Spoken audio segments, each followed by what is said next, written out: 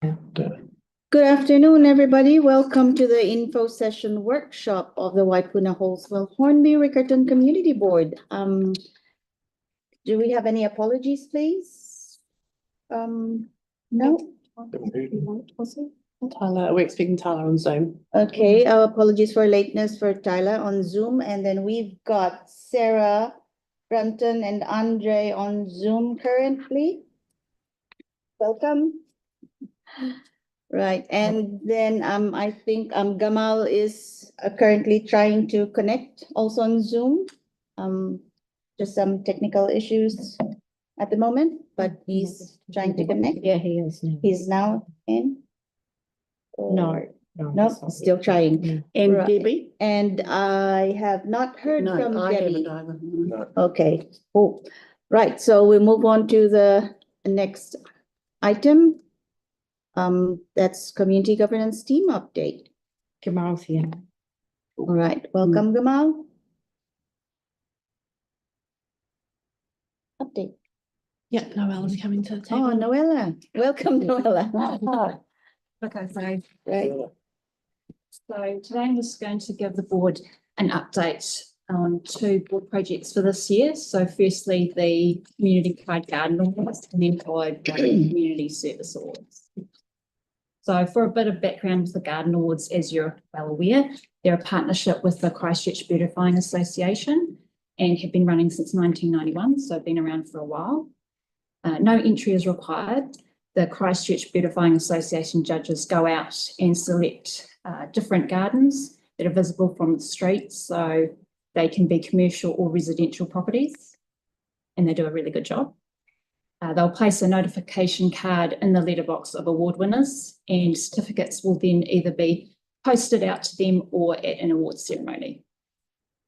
So regarding the delivery of the awards this year, staff provided some options to the board in October 2023 at a session, and they included holding the awards biannually and also having the awards without a ceremony, so recipients would just receive their award by post.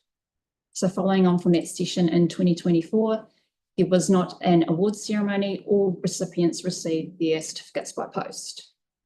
And so therefore this year, staff are currently organising an awards ceremony to be held, most likely in April or May. So once we have that date confirmed, we'll send out invitations to the board. And we look forward to seeing you again. Okay. Yep, it's good. Great. So moving on to the Community Service Awards, they're given out to individuals and groups for significant voluntary service out in the community. And the board also presents the Youth Service Awards, so they're for individuals aged 25 years and under. So delivery this year of the awards is similar to with the Garden Awards. Staff presented some options in October 2023, and that included having the awards biannually, so they could alternate with the Community Pride Garden Awards, and also to trial presenting awards out in the community, as you're aware, and that was very successful. That was implemented last year, and we've had some really great feedback from that.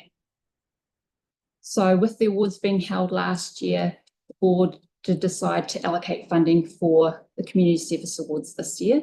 So staff are currently working to deliver the awards again.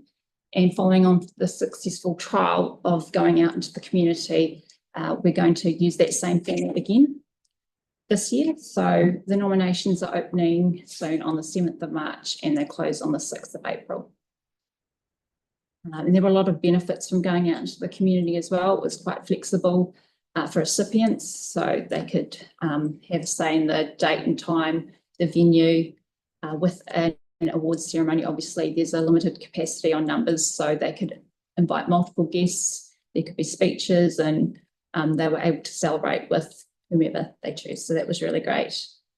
And I just wanted to thank the board as well for their support in going out to the presentations, because there were 16 awards presented at 12 different events. So thanks again. I know all the recipients and their nominators really appreciated seeing that in the community. oh, good. Then, well, thank you. Questions, Yeah. Helen? Well, the comment I'd make, I think going out to the community worked for the larger groups but then there were individuals who had no particular, or they had a group, but they weren't a large group. And I think there's a sort of timing issue for both staff and board members. And I suggest what we go forward with is go out to the groups, which are large, and then for the individuals, we have them at one ceremony. So Because we are going out and that's one person or two people. It just seems a lot more time is spent on it. So you were having the option of going out into the community and then having, say, a ceremony with Say 10 people who haven't got a particularly strong community around them. I think it actually worked pretty darn well. And the one or two that we didn't really have a big group they wanted to celebrate with, it was good to have them in here. Celebrate them Yes. here. I think it worked Is that really what well. you mean? And yes, and you The- sort of had a group next Yeah. door, which was Yeah. individuals, and it worked quite well. Yeah. Mhm. And the one downstairs as well was Yes, brilliant. yes, we could And downstairs. mostly it was preference of the group itself anyway, or Yes. the recipient. Yes, yes. Is the room to take some of those smaller people, not smaller people, but Small yeah, numbers. smaller groups, and join them in with one of the bigger groups? You know, Or else bring them in. Or bring them in Everyone's for a got one. service, Yeah. thing Yeah. downstairs would be good. yeah. But then it's also subject to availability. Exactly. Yes, Yeah. we'd have to book it. Take it a Right, case at a time, I guess, through the year and we'll see what we Yeah. have. okay. Andre, you've got a question? Yeah, I just noticed it sort of finally feels like we've done our job as a community board and getting out into the community with this kind of thing rather than just always talking about it. So I think it did work really well. But just on an award ceremony, can I just express my thought that we should be having that type of thing at one of our council facilities rather than paying to hire another facility? Just my thought. Maybe I'm sounding stingy on that, but it just seems like a bad look. Right, No, if we're doing it for individuals, we might have 10 to 12. We'd have it downstairs. Yeah. And they could bring their friends or parents or something. Yeah. No, totally agree with you, Andre. I think we did it well last year and we'll yeah, probably look to do the same this year. yeah. And yeah, so I did manage to go to, I think, every ceremony, and Well done. the feedback was really great for us coming out to the groups themselves. So that was really appreciated by the community. All right, anything else? Anybody else? No? Look forward Good. to getting the nominations open next month. And When is the nominations open? When So do they open again? from March 7th to April 6th. Oh, it's really soon. March Very soon, so Very feel soon. free to share. 7th to April 6th. nominations, yeah. so the thing for those on TV land, get your thinking caps on and think who you might want to nominate. Right, Yes.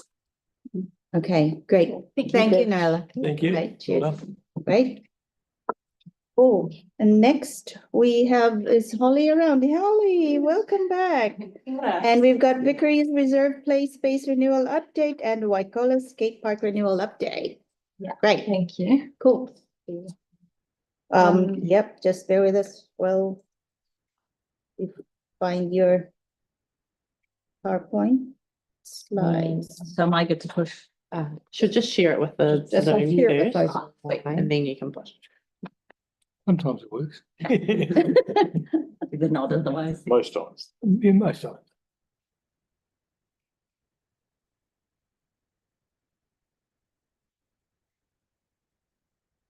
Nearly got a Hercules in that play reserve.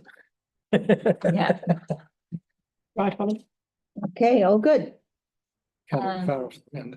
Kia ora koutou. Thanks for having me back. I was going to come and talk about Vickery's Play Space Renewal and Waikola Skate Park, but a new piece of information came to light literally this morning. So I'm just going to press pause on the Vickery's Reserve and come back to that. I'll do a follow-up info session because something unforeseen just happened today. So apologies for that.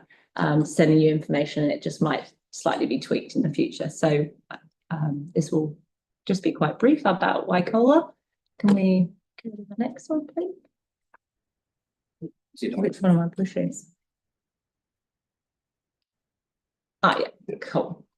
I believe most of you are probably familiar with the Waikola Skate Park Renewal Project. Does anyone need context? I feel like it's probably been on the cards for a wee while. But yeah, this project's been handed to me by a previous project manager, and we are endeavouring to upgrade the current facility. We've made progress in the last couple of months in can we go to the next one? Can we just push it? No, we'll get Faye to do the pushing. So early consultation happened in the beginning of February 2 years ago. And there was a little bit of hold up with the project because of designers for skate parks were keen to follow a design build approach, which doesn't align with the council's conventional procurement model. Anyway, we've managed to that sort of environment's changed, and we have recently appointed Convict Skate Design to be the designers for the park. So they're, as we speak, coming up with the initial concept design. They're a world, they've done parks all over the world, certainly Australasia renowned skate park provider, and have a really solid reputation, which I have recently learned means a lot in the skate world. So the scopes as follows. It was all drawn from what came from feedback. The big factors being the need to improve the sight lines. I think you're probably all familiar with the bowl, the UFO as I call it, as being quite a area for hidden activity. So a street style plaza is the sort of overarching brief they've been given. Somewhere that meets the needs for beginners to intermediates. We're not trying to create a skate park here with advert ramps and extreme activities. That's not what this is. And so something that's for the beginners to intermediates, as well as just like a nice hangout space is sort of the brief they've been given. Yeah, we can go to the next one. Any chance of bringing the vert ramp that they're talking about for Washington Way out here? Probably not. This budget in the grand scheme of skate parks is relatively small. Yeah. And yeah, we are having to be a bit creative as we speak. So I don't think that will be the case. So this is our program at the moment. They're in the draft concept design stage.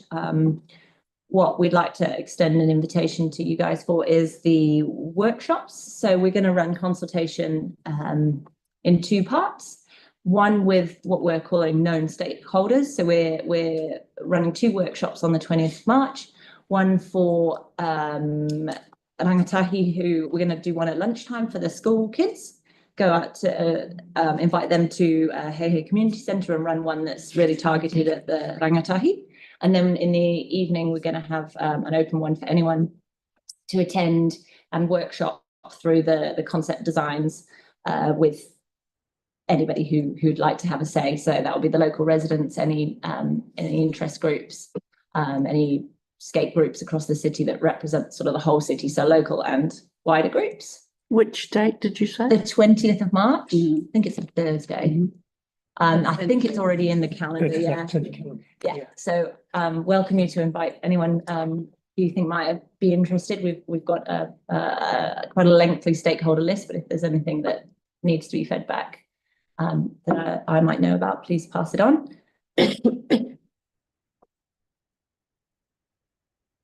And the second element of the consultation will be the more formalised korero mai,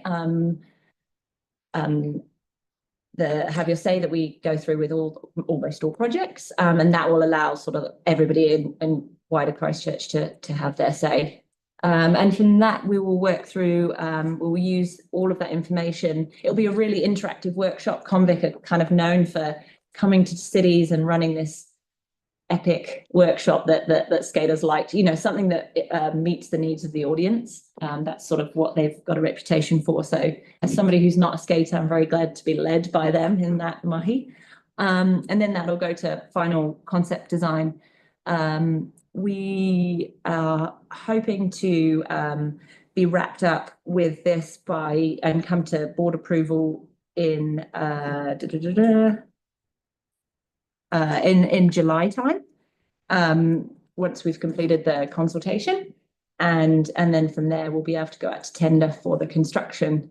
The construction tender will also be, we can skip forward. Yeah, I'll come back to this in a minute. The construction tender will also include the removal of the existing asset as part of that too. They have certain parameters for drying time. Concrete is quite particularly skate parks is quite the art of sculpting concrete, so they need really precise weather. So we're leaving quite a big window of opportunity for the construction all through the drier months.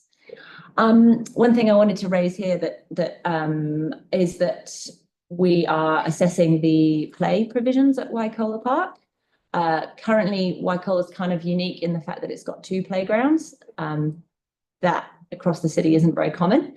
And what we are proposing as staff is that in order to get better sight lines from the car park, which is a really important feature for the skate park, we're going to basically have the skate park coming straight off the car park, and we're going to remove the existing play assets and focus on one really unique feature to go alongside the skate park. So in speaking to the many kids I speak to, hamster wheels are really a thing that is a major hit item. They're really expensive, so hard to put in small local parks, but we were considering that there, or some really unique swing concept. So there will still be play provisions, but it will be one item rather than the 3 items there, but hopefully something a bit more with a bit more pizzazz than what's there now. You're going to keep the exercise? Yeah, everything at the other end of the park, the exercise equipment and the newer, much newer playground will all stay. Yeah, we're just minimising that playground off Waikola Ave. Just an interesting thought in the way of different thinking about play provision there. Any thought of perhaps a disabled, wheelchair capable swing or something like that? Yeah, that we're pretty much the only sort of thing as staff we've got is that we've probably got the budget. This play equipment is old, but it's not technically in our renewal schedule. So we're having to find the budget for play within the skate park. So we don't want to take too much away from the skate park. But basically, we're open to one really cool item that will come from the consultation. That could be if that's the demand, then that will be it. Yeah. So we're really open to that. Is there any opportunity for the community to partner in increasing the budget in this potentially? I don't see why not. So we could throw that to the community and say, look, if you want something beyond our budget, can you? Yeah, and we did consider that when we did the design brief, that there might be like a stage 1 and stage 2, but with this sort of wider context of skate across the city, we sort of landed that having this beginner intermediate street style plaza was probably and not trying to be everything. No. So I guess if there's skate parks are wildly expensive. I mean, the budget for this is nearly 400k, and we're going to get a relatively small skate park. Yep. So because of the craftsmanship and cost of concrete. It's a clever concrete stuff that costs some money. Yeah, and we have to get a really high standard of construction, and that comes at a cost. So we could, there's not saying no, and we could, if we get a massive amount of momentum, but the community need to be aware it's not just chipping in a few thousand, it's quite considerable. Where we perhaps talk to some of the big players and all. Yeah, and I guess that's a possibility and we could extend the brief. The cool thing about Waikola is it has got the space. We're not limited by space. So yeah, I don't see why that could be a no. In your plan there, you've got a red circle, sort of the building side of the existing. Oh yeah, that's just the playground. That was just highlighting the 2 playgrounds. I guess I'm concerned about line of sight with a bit of supervision. It's been known as not having too much of that. We need to think about being able to automatically see people as we drive past or walk to the shops or whatever, because it's in an interesting area. Yeah, and I guess we did consider sort of the whole park and it still seems like the best spot, but like that's why we're moving the playground to open it up as much as possible and have as much street frontage. But Waikola, unless we removed the stuff that on that, the newer stuff up on, I can't read the other Manureira Road. Yeah. And what we heard, and I wasn't part of this, but what we heard from the consultation the first time round was that people do want one there, and that choosing another site was not favourable. So I guess aside from altering the playground and taking it away from the sight lines, then that's sort of our best approach, unless someone's got a really creative idea that I haven't thought of. Change is always difficult to sell. Yeah, and it's going to be really open. You know, you'll be able to see in theory, you'll be able to see the whole plaza from the street. There should be nothing inhibiting it, except for cars. Obviously, if there's cars in the car park, but we can't change its location. Which then hopefully brings its own security by people being there. Exactly, and the more, you know, there's a lot of evidence to suggest the more activated a space is, the safer it is. We really want. We're gonna hopefully we're hoping to reach out to some Wahine skate groups and see what they want from this space. We want it to feel really safe, bright and vibrant and inviting. Yep. So that's all in the brief. Yep. Yeah. Excited. Good. Be good to see it progressing. It's a good park, but it has some issues. Yeah. Any other? I think that was basically it from the slides. Any Very other good. questions? Actually, thinking about 20th of March being your primary consultation, is there any chance of having some something along to the 15th of March or Hello Hornby in the way of come and talk to us about what you'd like to see? I guess I It's don't online. know that, but I guess we could put I could maybe get the engagement team to make some banners to say this event's happening. That's good to know. Yeah, or even just have some of the forms at the Hello Hornby. It's on Waikola Park. It's at Waikola Park. Yeah. Oh wow, I missed that. Yeah, it's absolutely gold. Sorry. Yeah, Yeah. Yeah. because you don't live next door, that's the trouble. No, yeah. Yeah. Didn't receive that No, information. that's Sorry. Yeah. Well, Holly, you can catch up with Yeah. Bailey and That's a great idea. That'd be really good. Yeah, There'll be a we'll staff. upload it. yeah, it'll be the best opportunity. Yeah. Yeah. Great. The reason we chose a midweek was to try and reach the Tamariki and convict are coming over from Australia for one day only. So we were a little bit, we But you'll get 2,000 people there. Yeah. That's awesome. It'll Yeah. be the entire With it. Okay. Cool. All right, cool, great. Yeah. Thank you Thank you. so much, Holly. Worries. Cheers. Great. Cool.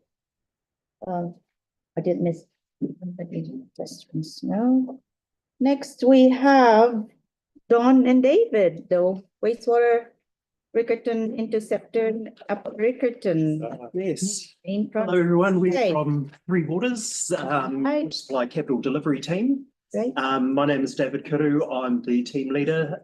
We were asked by our general manager to come and provide an update to both this community board and to Riccarton regarding this work here. We did Riccarton on Monday, and now it's up to you. Riccarton, Pendleton. Oh, Pendleton, it's another, Mike. Riccarton is within this board. The other side of the road. Right. So this is Don Grasher. He's the project manager, and I'll leave him to update you. Nice. Yeah, photo. My name is Don Grasha, and I'm the project manager for this project. So the Riccarton Interceptor is a job to install a DN600 line, gravity main along Maidstone Road, Craig Road, and Clyde Road. Now, this is a watch list project for Christchurch City Council, amounting to about 11 million New Zealand dollars. So the objective of the project is to increase the capacity of the Riccarton area, to reduce overflows to the environment and provide growth for the upper catchment. So the project is to start intercepting flows over at Waimari Road by building a bifurcation chamber, and then letting it flow from Maidstone to Clyde Road to a receiving manhole over at Clyde Road near University Drive.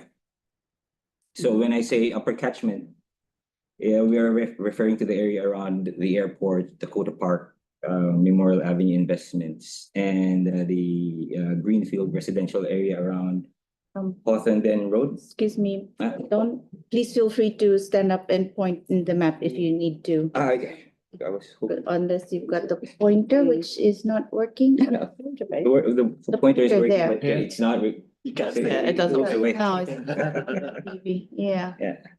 So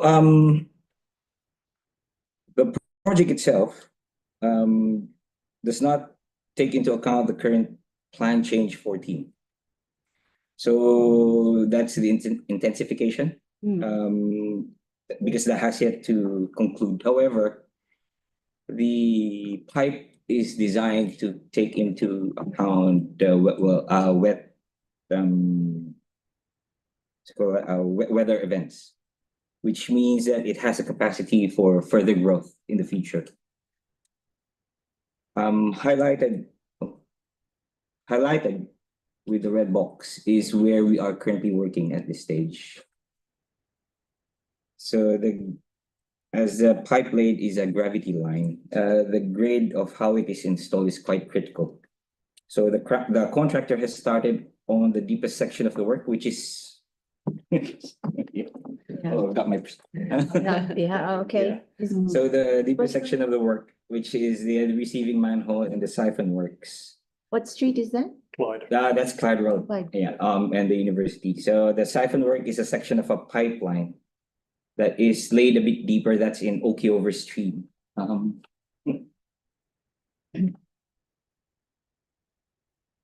Somewhere here, yeah, there you go. Okiover Stream. So the pipe, because we're laying it on a grade, and then there's Okiover Stream crossing that. We've laid it a bit deeper, so that's called the siphon works. So there's a dip in the line near the Kate Shepherd house. So eventually the water ends up where? In the we laid, I guess about 2 or 3 years ago. We've laid a new line along Riccarton Road. Yeah. A big line. I remember you doing that. Yeah. Very well done. Yeah. So it's going there. Okay. It all goes there. And you're making the pipe bigger, are you? Yes, we are. Because with the growth on that upper catchment, there's nowhere to put the flows in. So we have to make the pipe bigger. It's 600, isn't It's it? a DN 600. So it's about that big. If you can see on that picture over there on the far end, What is it currently? the current pipe size, Yeah, yep. it's about 450, And then it's going up to 600. and the 450 is quite old as well. Okay. So it's a high time for an upgrade. It's not a very big increase, is it? Yes, it is. No. Capacity. It's not a very big No. increase, but based on the calculations that we had, it could take in weather events of 1:200. So we've got the capacity. It's just an interceptor, so which means the existing Waimari line, we're catching some of the flow, so it's basically diverting to. So we don't have to increase it the whole way. So it's splitting the flows to two, and then going to that receiving Riccarton line. We're making a gradual sort of catchment for it. Yeah, I understand that. It's just that we are currently very good at blocking all the natural drainage that we can with concrete and footpaths and roads and houses and goodness only knows what, skate parks. But yeah, and so it seems to me that we're going to get more and more water to go down the pipe. And so on that basis, I asked the question about, shouldn't we be making it bigger in my mind? And I've got nothing to do with drainage whatsoever. Okay, so I'll leave the final decision up to you. But yeah, it just seems like a small increase for a big and growing problem. Yeah. Is a small increase over a very large area? Over large. Yeah. Yeah. Okay. Is this waste or stormwater? Wastewater. And does it get ingress from stormwater on occasions? That's why you're allowing for events? On occasions, yes. But once we lay this pipe, it's just the upper catchment is fairly new. all of the ingress from the stormwater is mainly around that area anyway. So we'll take some of that away. Are you aware, and this is more in the Fennelton area, but Yes. it does in Clyde Road as well. The independent hearings panel took away the height controls on buildings, and therefore the buildings can go higher.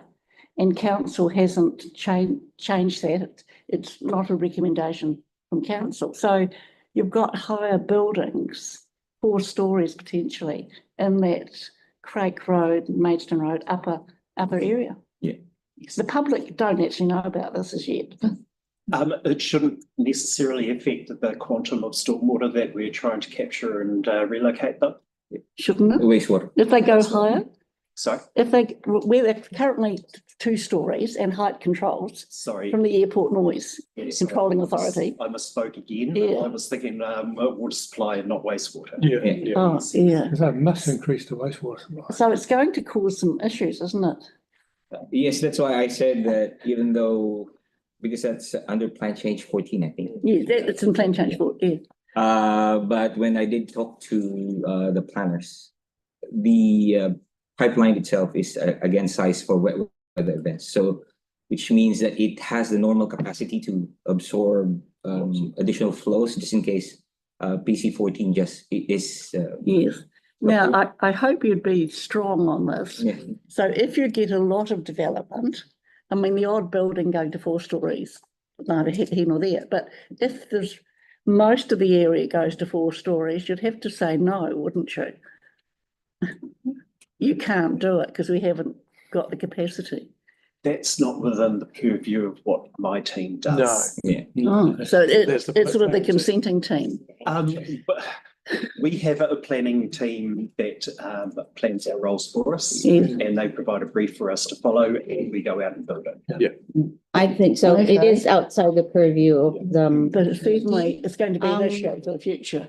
well, that'll be, Different day. yeah, different day. discussed within the, But you're almost like doing this for the here and now. You're putting in something new and slightly bigger because it's needed. and it's an But in upgrade. future, you've got this, a lot of issues. Plan change 14, including the airport noise controlling authority hasn't got what it asked for. Right. So, It's with the minister. Yeah, well, no, that one hasn't gone to the minister, I don't think. well, we'll have That's to it for move these on. things, It's not for this presentation. Yeah. So we got Tyler who's got a question. Tyler, go ahead, Hey please. guys, can you hear me okay? Yes, Yes. Cool. You guys shouldn't have raised plan change 14. No, but it's got airport noise control. It's slightly different, isn't it? I mean, It's yeah, under it. everything's out of scope when it comes to this. But I'm just wanting to just clarify and double check, just so the board know, the reason why you're installing the wastewater pipes and actually going up to 600 is because you needed to be at a certain capacity limit. Is that correct? Yes, that's good. In order for it to be able to be used effectively, it'll have to be in the higher threshold of capacity in comparison to lower, due to it being gravity fed. Is that correct? From They So are probably- sized for the current capacity that was computed by the planning team. So I would have to ask that question with. when you say planning team, asset planning. Yes. I think, Tyler, didn't we hear that there was something like a 70 or 80% capacity for it to be working at most times, for it not to suffer damage or something like that? It's just, they like to keep them full rather than running them empty. yeah. It'll be okay in the next 3 years, but it's kind of Oh, after. next Yeah. 30 they'll be fine. 20 years. Oh. Yeah. You still got 2 more slides? Yes, this one is just just to show some of the work that is being done and some of the challenges that we are encountering. It just makes it seem that the work, if you've been through that part of the area, is that there's a lot of traffic management that's put in place. Yeah, so we avoid it. And one of the reasons why it seems that the work is going slow is that because we're doing a lot of dewatering around that area. since we need to lay the pipe on a grade that it needs to be quite perfect and dry.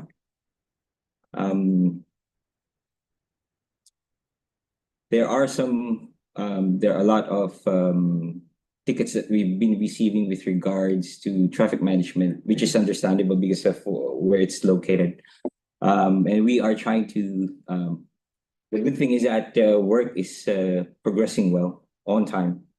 And we hope that we could finish around the corner of Clyde and Craig Road by April. So we'll be able to open up Clyde Road to two-way traffic by that time. Do you get any slumping with the dewatering? We'll not really at that stage because the ground is, although it's the water table is quite high, the quality of the ground is quite good. It's good. So it's not clayey. That's why it's not. We're not really experiencing any slumping. Yeah. I guess the last two slides is more the program. So as I've mentioned, we started the work last September, and we are now nearing the corner of Craig and Clyde Road, and hoping to end on April and open up Clyde Road to two-way traffic. Then we'll go up Craig Road. And if all goes to plan, on the last slide, that we will be starting work on Waimari at the start of January next year, then ending by March 2026. Although our current program is June 2026, so we're a bit early, but we've got a bit of float in there for to work with, just in case we find something untowards.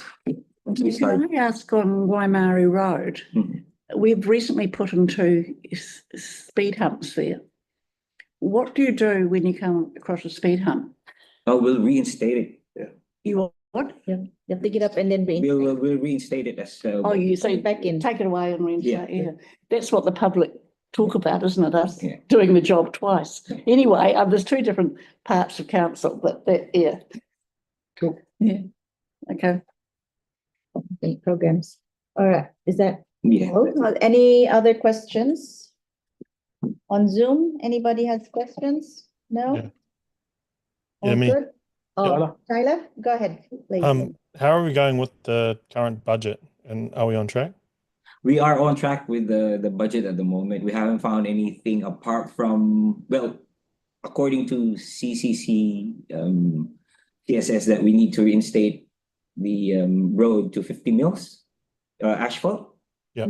But when we started the trench work, some of the asphalt there is about 100 mils thick, which is a bit more expensive. But at this stage, we have to reinstate it how we found it. But it's not blowing our budget at the moment because we do have a bit of contingency in there on those type of things. Yeah, you're looking at like what, $49 a square meter of asphalt, and is that for a general? You probably won't know this, but is that for a general 50 mil square, or are we looking at? Yes, at the moment, but I don't have my schedule price at the moment, but No, that's fine. That's fine. No stress.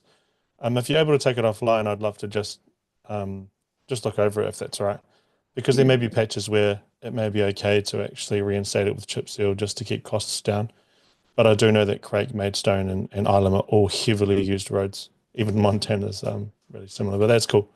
Thank you so much. Okay, thank you, Tyler. Thank you, Don and David. Thank you. I'm sorry for mistaking your community board with the. I'm sure they were. All right, thank you. thank you. And up next, we've got Katie, Amy Zawatia Springs Road, and Crystal. And Springs Road intersection improvement option details. Welcome. We've also got Lippy and And we've got. Yeah. Okay.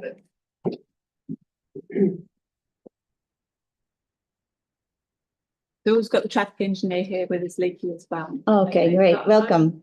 I'm Katie Smith. I'm currently the project manager dealing with this project. You had Andrew Cameron before. You saw him back in August last year when he brought to you a number of options to look at.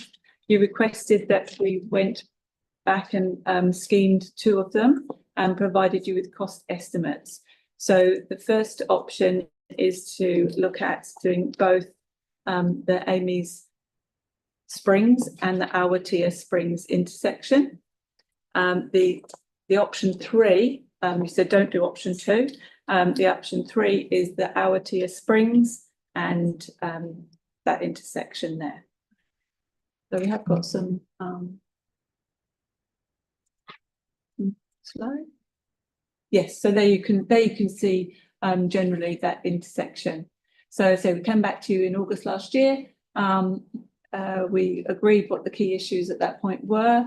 You wanted to see scheming for both options. You said you're prepared to advocate for the funding in the annual plan. That's why we wanted to get back to you before that all kicks off. And as I spoke about both of the different options there are. So when we do a safety audit on the proposals to make sure that before we get them costed that they're suitable. The auditor suggested that there should be some sub options could be created if we because it would make it safer if we controlled the traffic and slowed the traffic at this intersection. And there are different ways of doing that. We can either have a slow speed intersection improvement, which would mean using signs, either static or electronic, to say as people approach this double intersection or single intersection that they needed to slow down. Now that's a new process under the new rule about speed limits. We haven't done it yet, but it's a way of actually slowing down that intersection. The other way would be to have raised safety platforms on the approaches to those intersections. Again, that would reduce the speed. Obviously, those extras would cost extra money, and those costs have been put down there for you to look at, and they're also in the briefing paper here too. So these are estimates. They've been just rounded up to the nearest 100,000. Nearest 1,000. So that information is there available for you for when you look for further funding. Now, these cost estimates do include a contingency. We have put quite a big contingency there for several reasons. One is the coal tar. Another is that we've got very poor subsurface from the data that we've found. It's quite poor, and we've had to increase the scope to include taking out the old dish channel, so it is curb to curb renewal. And we've included that information and also, those costs. And we've also going to relocate the bus stop on Springs Road. Now that's between the Amy's and Awatea. Feedback from ECAN and the bus users is that regardless of whether we do this project, they are still seeking for us to change that. We haven't got a set space for where it will go, but it's more likely to go to the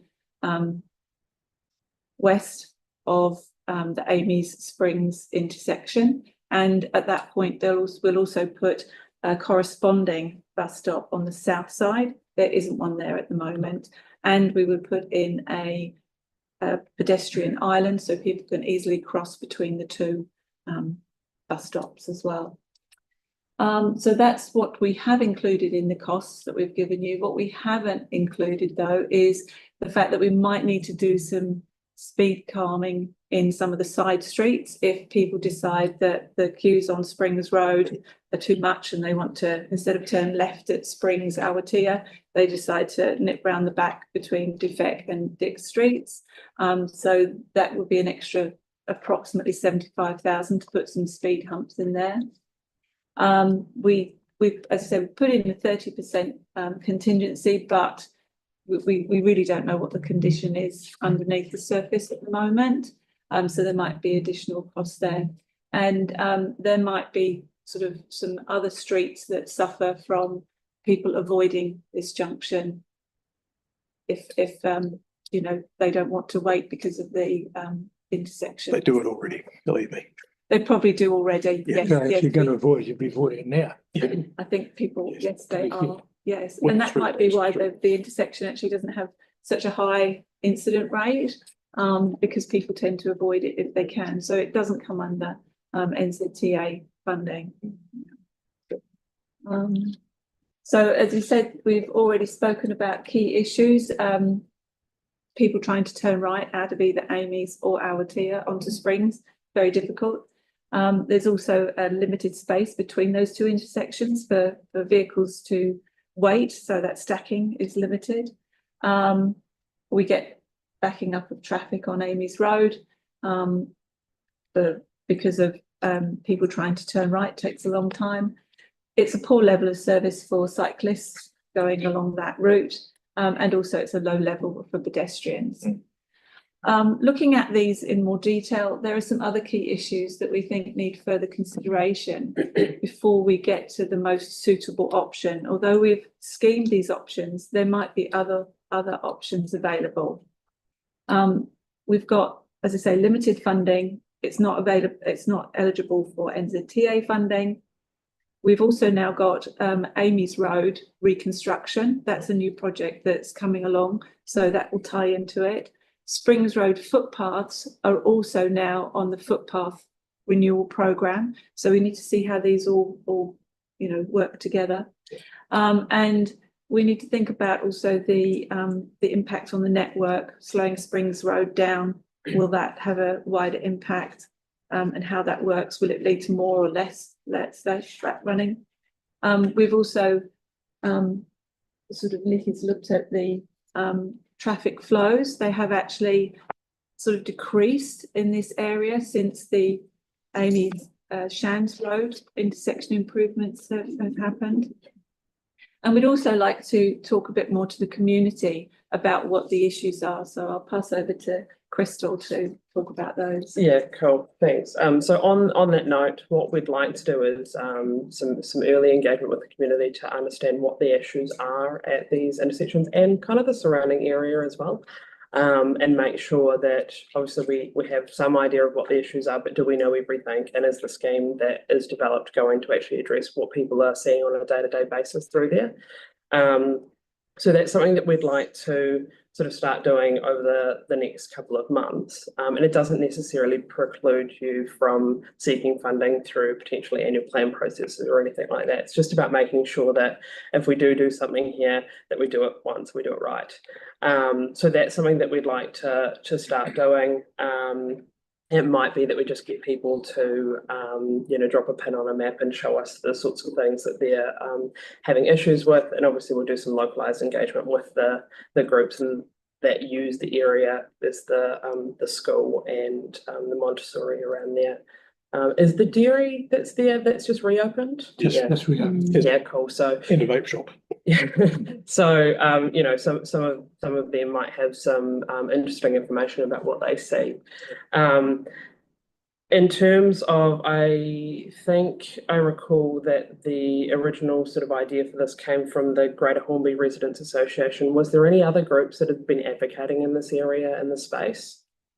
Oh, I guess as the local councillor who's very local to that area, I have also been advocating very strongly. Yeah. I mean, you don't have to be too clever to figure out some of the poor effects of what's bringing it. We'll reach out to the local community groups, but if there was someone specifically that has, been in your area about it, then we'd be happy to chat with them as well and make sure that they do put some information through to us. We've certainly, I've discovered a safety audit on it in 2013. So it's been around as an issue a long time. Yeah, absolutely. So in terms of the annual plan, I'm actually coming back to you guys on Monday, I think it is, to run your annual plan workshop. Is this something that you want to table with any community members that are here to sort of get a sense on whether they want you to advocate for it as part of your community board submission? I'm happy to integrate that into the presentation if need be. Yeah, I think every opportunity we get is. I think it's a good idea. Yeah, I think we do it. Yeah. There's a lot of people who live in that Wigram Skies, Awatea area and even wider into Halswell, who use this route through to their main shopping at Pack and Save and Hornby and the hub. So it's incredibly busy. I mean, even just, I think it was yesterday, I was going up Amy's Road and the traffic was backed up all the way from Springs Road to the school. So it's 3/4 of the length of Amy's Road. So talk to any resident of Amy's Road and they'll give you a story about trying to get out of their driveways. So. Okay, I'll add that into the presentation and then we can touch on that on Monday. Yep. But otherwise, yeah, I'll set up something to start doing some sort of feedback gathering from the community, and I'll let your governance team know when that's about to happen, and you guys can promote it through your own channels as well. And yeah, you can look to seek funding alongside us doing that work, because it's really just trying to make sure we're doing the right kind of things. Yeah. I appreciate it. It's been a battle to keep this actually as a project still in this work scheme. So seeing it come to this sort of level of progress is good to see. So thank you for your work on that. Keen to support you anyway we need to help get it moving. So the plans are there, but I won't go through them. They're self-explanatory. Yeah. Do you have any questions? I've just got a question on Sorry. NZTA eligibility. What's the reason it doesn't qualify? Making accidents. Because it doesn't feature in the most dangerous intersections. Sorry, in the. It's not high enough in the list on the most dangerous intersections. Oh, so you've got the Priority. dangerous ones, and then this is under that. Yes. Okay. Then because people take care of it because it's so congested, you don't get a lot of accidents. Well, any other questions online on Zoom? We've got Sarah. Did you raise your hand, Sarah? No. I didn't raise my hand, but I just the plans that were really quickly was through at the very end. They're all in big tin can, are they? Yes. Okay, good. I just I there was just made mention of people wanting to avoid that, the intersection and use side streets. The whole purpose of this whole reconstruction is to ensure efficiency and to make sure that, the wait times are cut down and it works a lot better. So I would just hope that there would be minimal of that once everything is completed. Yeah. So I'll let Nikki talk to this, but the main sort of flow is up is the dog leg, and then you've got Springs Road that goes across. So it could be by introducing signals there that you will slow traffic on Springs Road, but you probably will talk to that. Yeah, because by introducing a traffic signal is unavoidable, we are adding additional signal delay on Springs Road. So it's may likely to for some people will divert it into a next street or other street to bypass the traffic signal. So that's why we have the traffic coming. Yeah, that makes sense. I was driving down there at about 8:30. So I was driving from Main South Road down towards Prebbleton, and the traffic was backed up nearly, like really close to it was beyond Amy's Road. What's the next one down? Brankston, Blakely. I can't remember the name of the one. Yeah, it was so far down. So it's just a little bit concerning that, there's nothing is going to fix everything in this area. But yeah, the big problems we've got in that area, I think, is Springs Road has got incredibly busy with feeder traffic coming out of Lincoln and Prebbleton. And then as soon as they hit Hornby, it's like bang, it stops. And I just worry about, what if the traffic goes all the way back to the roundabout? And the last thing we want to do is to make it worse. Yes. Worse, exactly. I think we need to be really careful and explore all avenues. Yeah, it's just a bit concerning because we all hope that we want to make a positive difference. We don't want to make it worse. Here's the big thing we've got putting in traffic signals is we've got the opportunity to actually manage the situation rather than just have nature take its course. But thank you for all the work that you're doing on it. Yep. Okay, thank you, Sarah. Hank, you've got a I guess question? one of my concerns is that with two sets of stoplights, it's very difficult to get the synchronization right. You know, I see a few sets of stoplights close together like that, and they just don't always match. Sometimes they do, and sometimes they're a long way apart. You know, I came down to come to this meeting, and there's two sets of stoplights. They're only, I don't know, 50 or 80 yards apart, and the back one said go and the front one said no, stop, and everybody stops. And it looks like you've had a change. It's just a synchronization thing. Yeah. And it's only a matter of seconds. Yeah. You know, the difference isn't huge by any means, but boy, it frustrates people. Yeah. It's difficult. That comes into traffic operations. Yeah. Planning. Real time monitoring traffic signal. Yeah. One of the things our board hasn't had the opportunity to do, which I think would be quite beneficial for us, is to get into the traffic operations room where they've got all the TVs and cameras from the across the city. I think it would be something quite beneficial for us to see what actually gets done, trying to manage it. Field trip. Yeah, Field trip. Yeah, why not? I mean, these options also improve crossing for pedestrians by giving them priority. But as I say, we probably need to find out what the real issues are before we, we've got these solutions, but these might not be the right ones. So let's see what. I think from memory there was a pedestrian knocked over in the middle of those two intersections about 6 or 12 months ago. So they were trying to cross from the bus stop right in the middle of the two intersections, and they got skittled. Yeah, that was quite an incident. Very busy place to cross. Yeah, and the Montessori place being right in the middle there makes it pretty scary. It's a bizarre place for Montessori. It is, absolutely. You've had growth in Hornby and Halswell, though, so that's creating extra problems than there were 10 years ago. Oh yeah.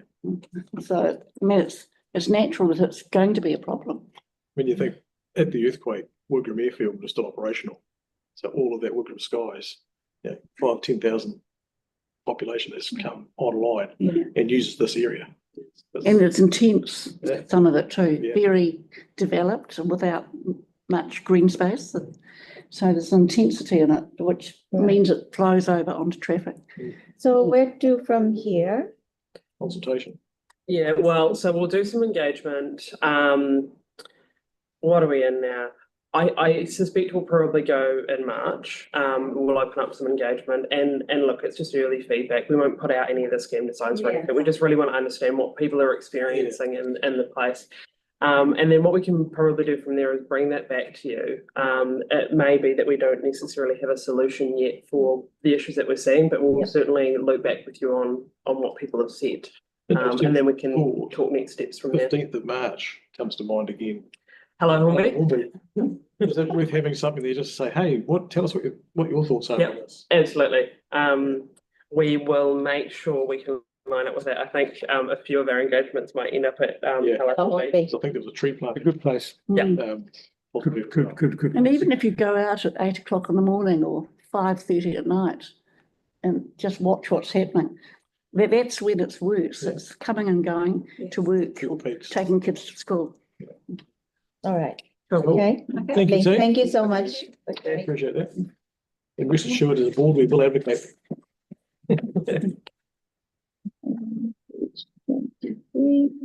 Got industrial interface plan change. Welcome, Brittany. Yeah. Right. Hello. Fascinating one for us. You know everyone here? I don't think I've met all of you, but I recognize you. So, yeah. We've got Mark Peters, Helen, Hank, and then we've got people on Zoom. We've got Andre is there, Sarah is there, Tyler's gone. Oh, Tyler's here. Oh, Tyler's here. And Gamal. And Gamal. Gamal's gone. Oh, Gamal's, yeah, so. Just a quick question. Would you like me to control the slides or? I think it doesn't work. Oh, you can try. Try. Okay, if it works. Pointed here, I believe. Ah, yeah. Yeah, it's not working. That's okay. Try again. Try it now. Try it now. Nope. Nope. Oh, yes. That was me. Oh, no. We could just go back. Okay, go back one Right. slide. Yeah, before I start, I've got a few slides, but I'd like to know if there's anything really specific I should hone in on.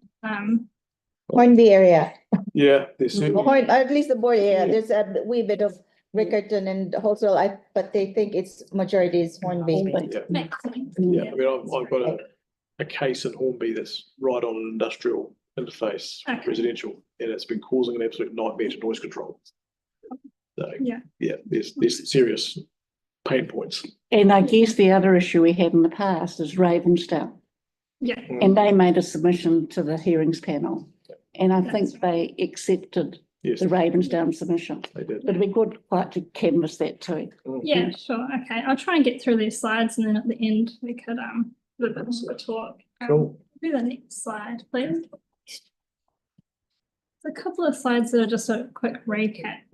So there were a few things that resulted in the plan change, but I just wanted to note it was delayed because of PC14, and as you mentioned, there were some industrial considerations there. Happy to talk in more detail about PC14, the industrial interface, but we'll just get through this plan change info first. We do the next slide, please. And if we just keep the questions to the end. The key thing I wanted to mention here was about what the plan change would and wouldn't cover. And in this case, well, any plan change really, we can't affect existing activities. So it's only where they're newly established, once the rule is in place. And then enforcement would be the next thing if there are complaints arising. Next slide, please. Another thing I wanted to mention was that there are a few things that are outside the control of the district plan. So a few things fall on environment category, specifically discharges, so to air, water, and also workplace health and safety, that's work safe. Next slide, please. So as you're probably aware, there are 3 industrial zones, and if you go to the next slide, I can show you a map of them. So we've got industrial park, heavy and general, and the intention of the plan is that the general zone would buffer the heavy zones. So the heavy zones are where you get the most significant effects, the more intensive activities. But as you know, with Ravensdown, that's not always the case. There are cases of industrial heavy right next to residential. And industrial park is sort of more open space, sort of the high technology sector. Next slide, please. What I wanted to note here was that the plan sets objectives, policies, rules, and zoning. And for industrial, there are a number of controls we have in place. So things like setbacks, recession planes, building heights. So there are a number of different rules, earthworks, noise rules. So we'll just go into a little bit more detail there. If you could go to the next slide. So there are a number of different activities you can undertake in industrial zones. The key thing I wanted to highlight here was that heavy industrial activity you would need a consent for if you're in the other industrial zones apart from heavy. So next slide, please. We're making good time, so I'm happy about that. So there are a few issues that have come up specifically at the areas where residential are close to industrial zones. I've got a few examples on the slides of, say, noise, visual, discharges, health, safety, well-being. There's also some issues within industrial zones of activities establishing there that we're not very keen on going there. So residential, guest accommodation, those sorts of activities. And also there are some examples of complaints. Those are noise complaints. And just what I wanted to point out was that they occurred at the night time, also daytime. And there are a number of different activities that are coming up in complaints. So it's not one sort of activity, say heavy vehicles as an example. And just one other thing to note was that in some cases, they're non-compliant with the existing noise rules, but in some cases they are actually meeting the noise rules, but still result in complaints. Next slide, thank you. So I just wanted to show on this map, maybe if you go to the next slide, there's a zoom in one. All this is really showing is that the further away you are from the industrial zone is the further away the complaints are. So they are really clustered at those interface areas. And I don't know that you can see, but there are a couple of areas in Hornby in particular where there have been some more frequent noise complaints. Next slide, thank you. So here's an example of an activity that could be undertaken right next to residential zones. There's no controls on the activity itself at the moment, so the container yards. Next slide, thank you. And another example, scrap yards can go in next to residential under the current rules. And just to mention, there's no height limit on outdoor storage. So we do have a height limit on buildings, but not outdoor storage. Wow. Next slide, thanks. It's just a visualization of the current rules where you're over the road from residential. So there's a building height limit. You can have outdoor storage, and there is some landscaping. Next slide, thanks. And there are just some examples of what you could do under the current rules. One thing I wanted to note also is with the noise rules. If you go back to that first slide, sorry, where you've got residential over the road or next to. So on the industrial sites themselves, they have their own noise limits, but on the residential side, they've got residential noise limits. And where industrial noise comes over to the residential side, it must meet the residential noise limits. Thank you. Can you go a couple of slides through? Great, thanks. And this is an example of just a visualization where you're over the boundary with residential. So outdoor storage can be right up to the boundary there in between the required tree planting. And there's no height limit either. Thank you, next slide. And these are just a handful of examples of what's there at the moment and what can be done. Thank you, next slide. So I'll just get into a bit more detail about the current rules. So we have a policy that talks about what you'd expect where it is residential near industrial. And it talks about how you can expect a lesser level of amenity, but you can imagine that that's subjective to different people. What does that mean, having a lower level of amenity, and what is acceptable? So that's one thing that we're looking into in this plan change, is drawing a line, what is acceptable. Next slide, thank you. So here's a bunch of issues that we've identified where essentially the zoning framework is too enabling at the moment. So some examples, like I mentioned, the industrial heavy zone being right next to residential. The heavy industrial definition itself is just a list of some activities. And so there are a whole lot of activities that could be heavy, but they're not in that list. And that's sort of the flip side of it, is our industrial activity definition is very broad. So it can enable a whole lot of different things to establish. Also, the limit on heavy vehicle movements is not ideal. So you can have up to 250 heavy vehicle movements at the interface of residential. And coming to noise, while we do have noise limits, it doesn't take into account the special character noise. So it might be the sort of unusual noise that doesn't occur over a long period of time, because at the moment when we measure noise, it's about a 15-minute period. So as you can imagine, some noise wouldn't quite fit in that, and it can be sort of bangs, clangs, thumps, the unusual sorts of sounds. And also yard-based suppliers, they don't need to meet sort of screening rules. They're exempt at the moment.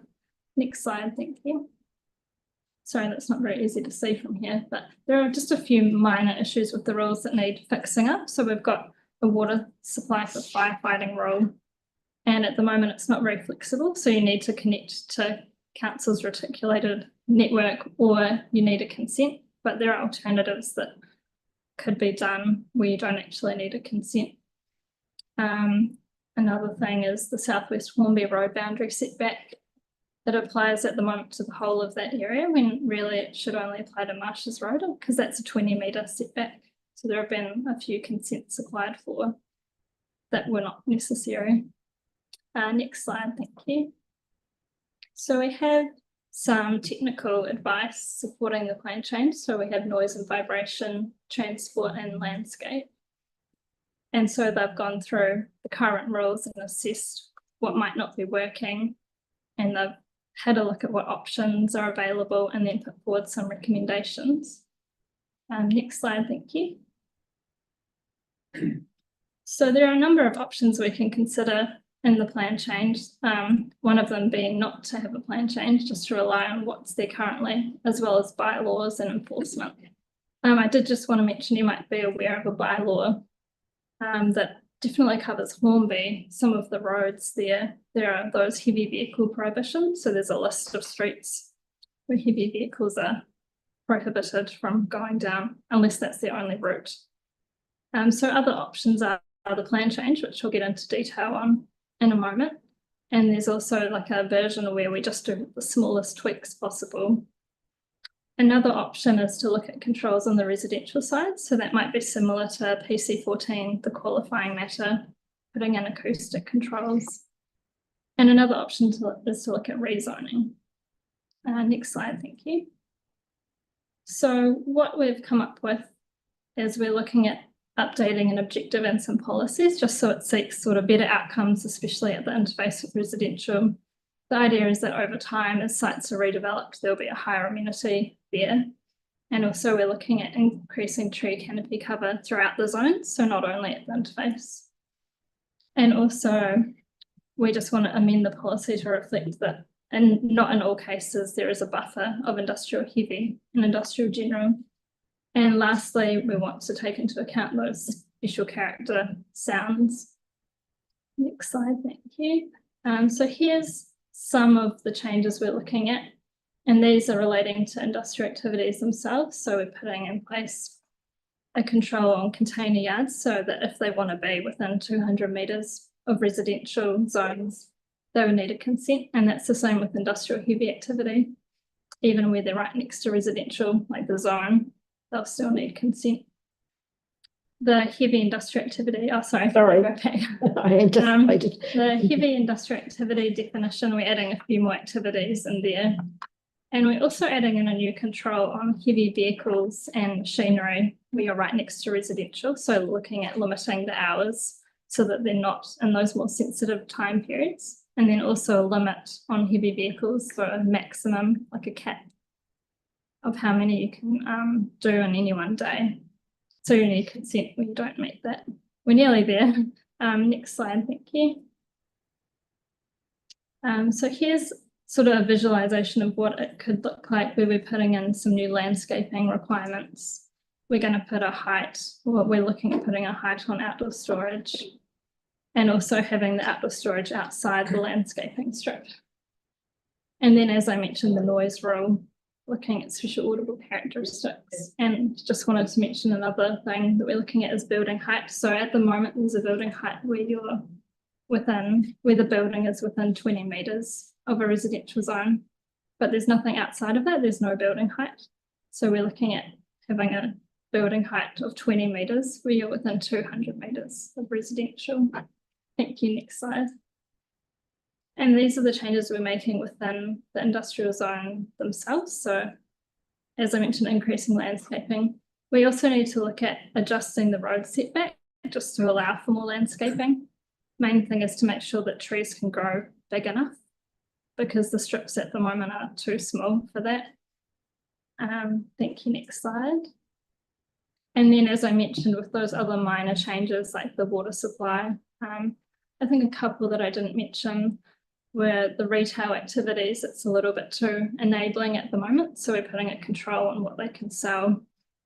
And then also at the moment, residential, guest accommodation, education and healthcare, you'd still need a consent within industrial zones. We're just making it a little bit more challenging. If that makes sense. Thank you, next slide. So these are the next steps. At the moment, we're out for consultation. Went out this Monday. Also, there's a website if you want to have a look. It's the Council Let's Talk website, and you'll see PC20 come up. So you can have a look at more details there. So that will end in a couple of weeks. Oh, sorry, 3 weeks. And then we have a briefing with Council the 1st of April, and we're looking to go to the Council meeting on the 7th of May to request notification. Cool. Next slide. Great. Right, thank you. Everything managed to get through it. Thank you, Brittany. You did it. Lots Great. of information to digest. Right, so I've got Helen. Anybody up there? Okay, Helen and then Mark. Just wanted to check, once it's notified, how long does the board or other people have to make formal submissions? Remember, I think it's 20 working days. but 20 working days, okay. Yeah. And I mean, I'm supportive of this. Have you had any negative feedback about it?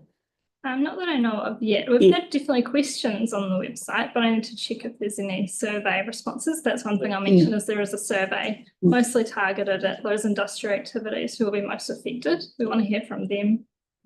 So we'll definitely be getting some feedback, hopefully. And I certainly support the heavy traffic movement, to control that to some extent. Yeah. Okay. When the submissions close again? So that's 17th of March.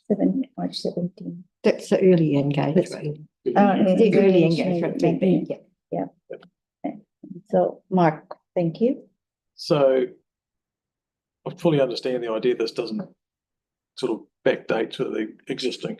But in saying that, if the plan change goes through,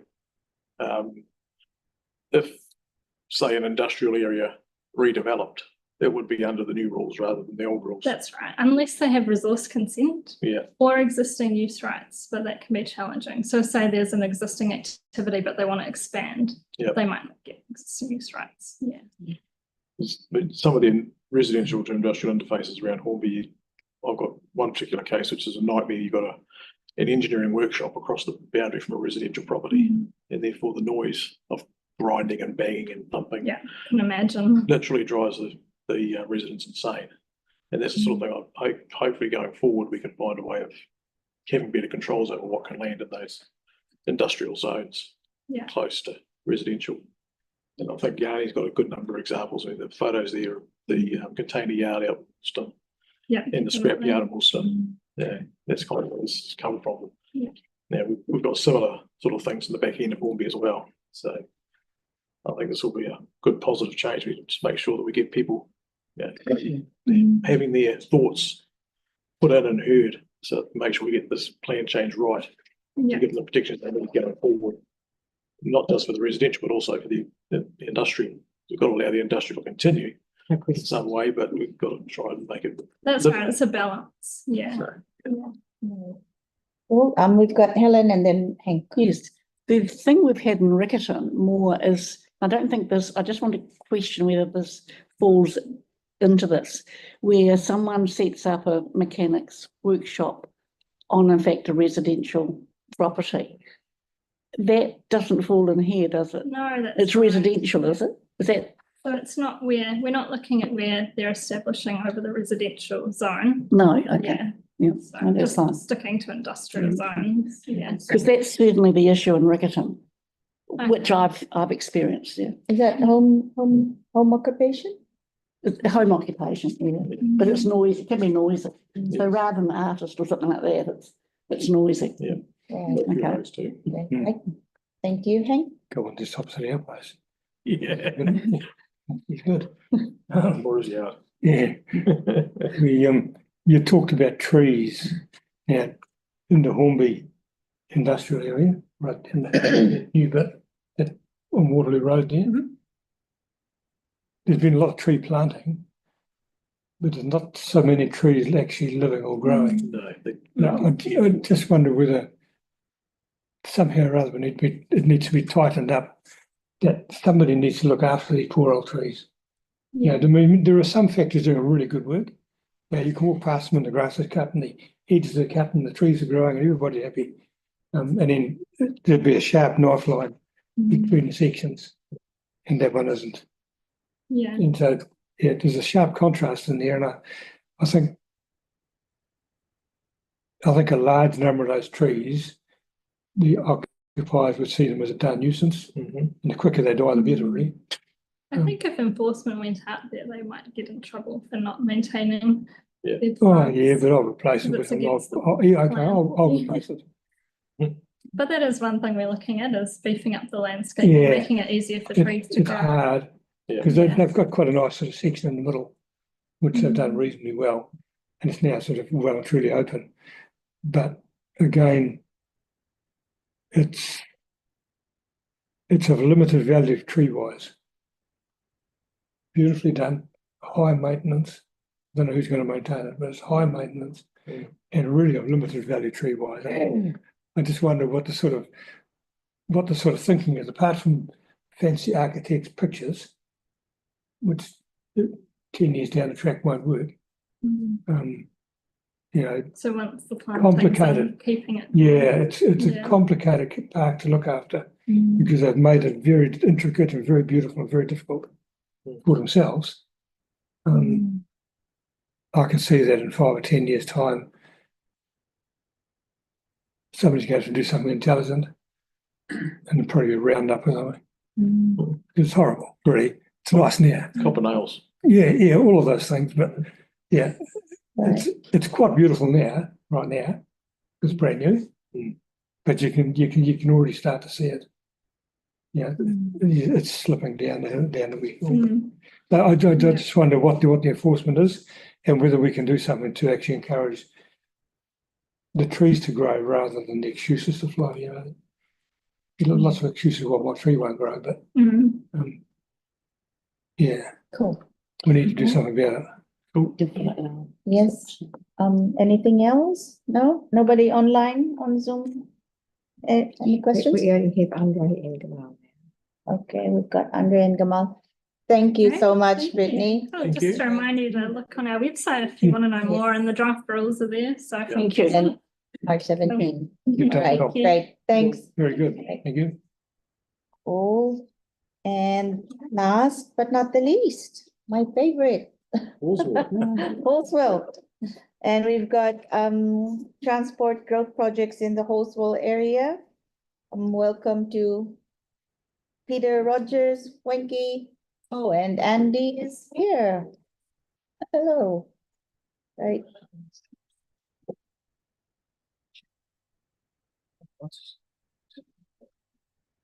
Welcome. Right. Thank you. Thanks for the introduction, Marie. My name is Andy Milne. I'm the asset planning team leader. And just before I hand over to the real experts there, just a couple of things. We're going to show you what's going on in the Halswell area in terms of subdivision and changes on the road.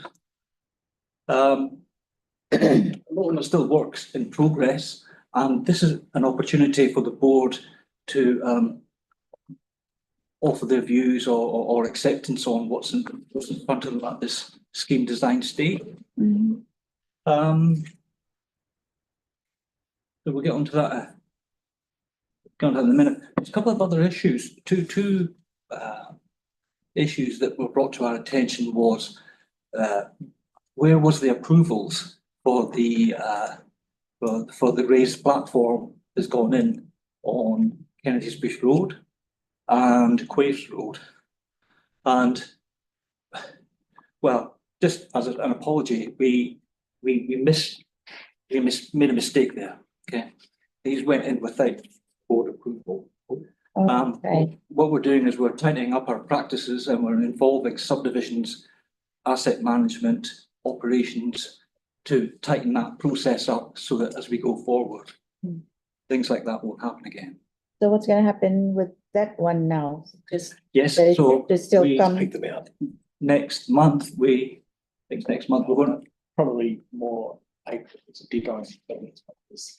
Okay. Yeah, we're going to come back to the board with retrospective approvals for those, with possibly the options as well. And options. And if we don't give it, does it get taken out? I'm just thinking it could be, but it may be at council's cost. Council's, right, okay. Well, at least you're going to be presenting options as well. Cool. Right, okay, thank you for that. All right. Sorry, so that was Quaves and Kennedy's Bush. Kennedy's Bush, yes, yes. And now Kennedy's Bush is one of our slides tonight, and we'll touch upon because there's more work other than just that platform. Yes. And this is an opportunity to say yes or no as we go forward. Right. Almost like kickstart the whole thing anyway, because also have gone through a lot of changes with all the ODPs that appears in 2017. It's only slightly less than 10 years. Everything seems to be going all the time. And we start doing the assessment of the plan, we have to look into the environment, not only just for roading. If it's for roading, it's straightforward. Bang, bang, bang, going up there. Tree waters need to shift the drain and all this, but it's not going to happen. So there are conflicts between the infrastructure. So a lot of times when we're designing scheme, we have to work in the confine of that doable corridor for roading, and also try to get in compliance with the city plan as well as the IDAs. And most of the road that we mentioned just now are all classified road. Is what you call a collector road. So everything needs to be more or less in accordance to the city plan rules. And city plan rules obviously have a wider physical carriageway for those collector roads. And in many occasions, we couldn't even meet the standard of the city plan. So that's why transport treatment measure was put in place to mitigate that issue there. That's why you see platform occurring in Atai Spring and Quays, and also Murphy's and Quays. Those are the two constraints, that we had. We're supposed to have the right-hand turn for all those streets, but it's not, can't be achieved. So that's why we were better. And in the rural environment, it's paid to stop the speed of the traffic traveling through there. So hence the decision for the staff is to go for the platform. We didn't come to the approval before it was built. So I did take ownership of that one there, I hate smack. But in discussion, if people don't prefer not to have, as Andy and Peter were saying, there will be a council cost to get rid of it. So that is a dilemma. The staff is always constantly working on how long. We have to deliver a safe street for people to use. And and then now I think most of the go to some of the plans, obviously you have seen over the time, but it's coming batch. And here, today's meetings, we have all the major collector road in the coastal area for discussion, because 80% of the land have been consented for development. So we more or less know what is going to happen, unlike the others, because some of the area there, for example, like Sparks Road, I have to deal with 5 developers, and on Quapes Road, mostly around about 7 developers.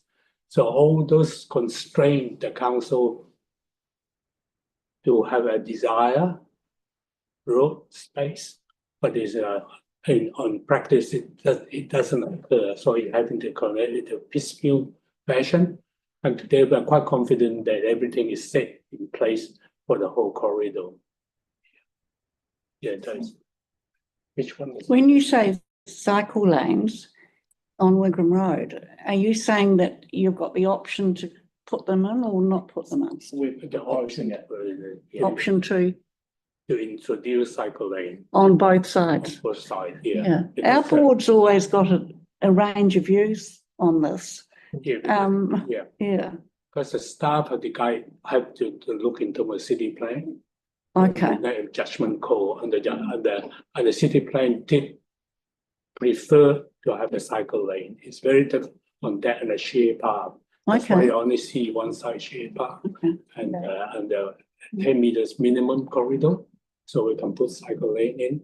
Okay. And where you need intersection will require more than 10 meters. And do they look like the cycle lanes you have on Island Road, where there's a concrete buffer, or are they just a painted line? I think we're not doing that because you're not doing that. No, will be just a mark cycle lane. I think the only thing even similar to that might be Sparks Road, where we'll have a shared path and a curb separating it. But that's a shared path and a curb rather than it's not Island Road or any of the other sort of major cycle route sort of design. This is Wigram Road, for example, is just 1.8 metre on-road cycle lanes with paint and coloured surfacing. Yeah. Right, can I just check with you, I suppose you're happy to take questions Yeah. with a particular area we're Yeah, talking and the- about, yeah, rather than have it yeah, all at the yeah, end? That's right. Yeah, shall we Okay. go through them one by one? One by you know, one. Oh, but Wigram Road. you're happy to take questions as we go through the area? Yeah. So I think Andres has a question on this one. Yeah. Andre? No, you can come back to me for Kendy's Bush Road, please. All right, okay, cool. Yeah, so I suppose the other thing to mention with Wigram Road is that the new intersection is going in just north of the bend that's being realigned. It's probably easier to, if we speak to the actual plan, we scroll down, we might be able to, or Stephen might be able to see on that plan.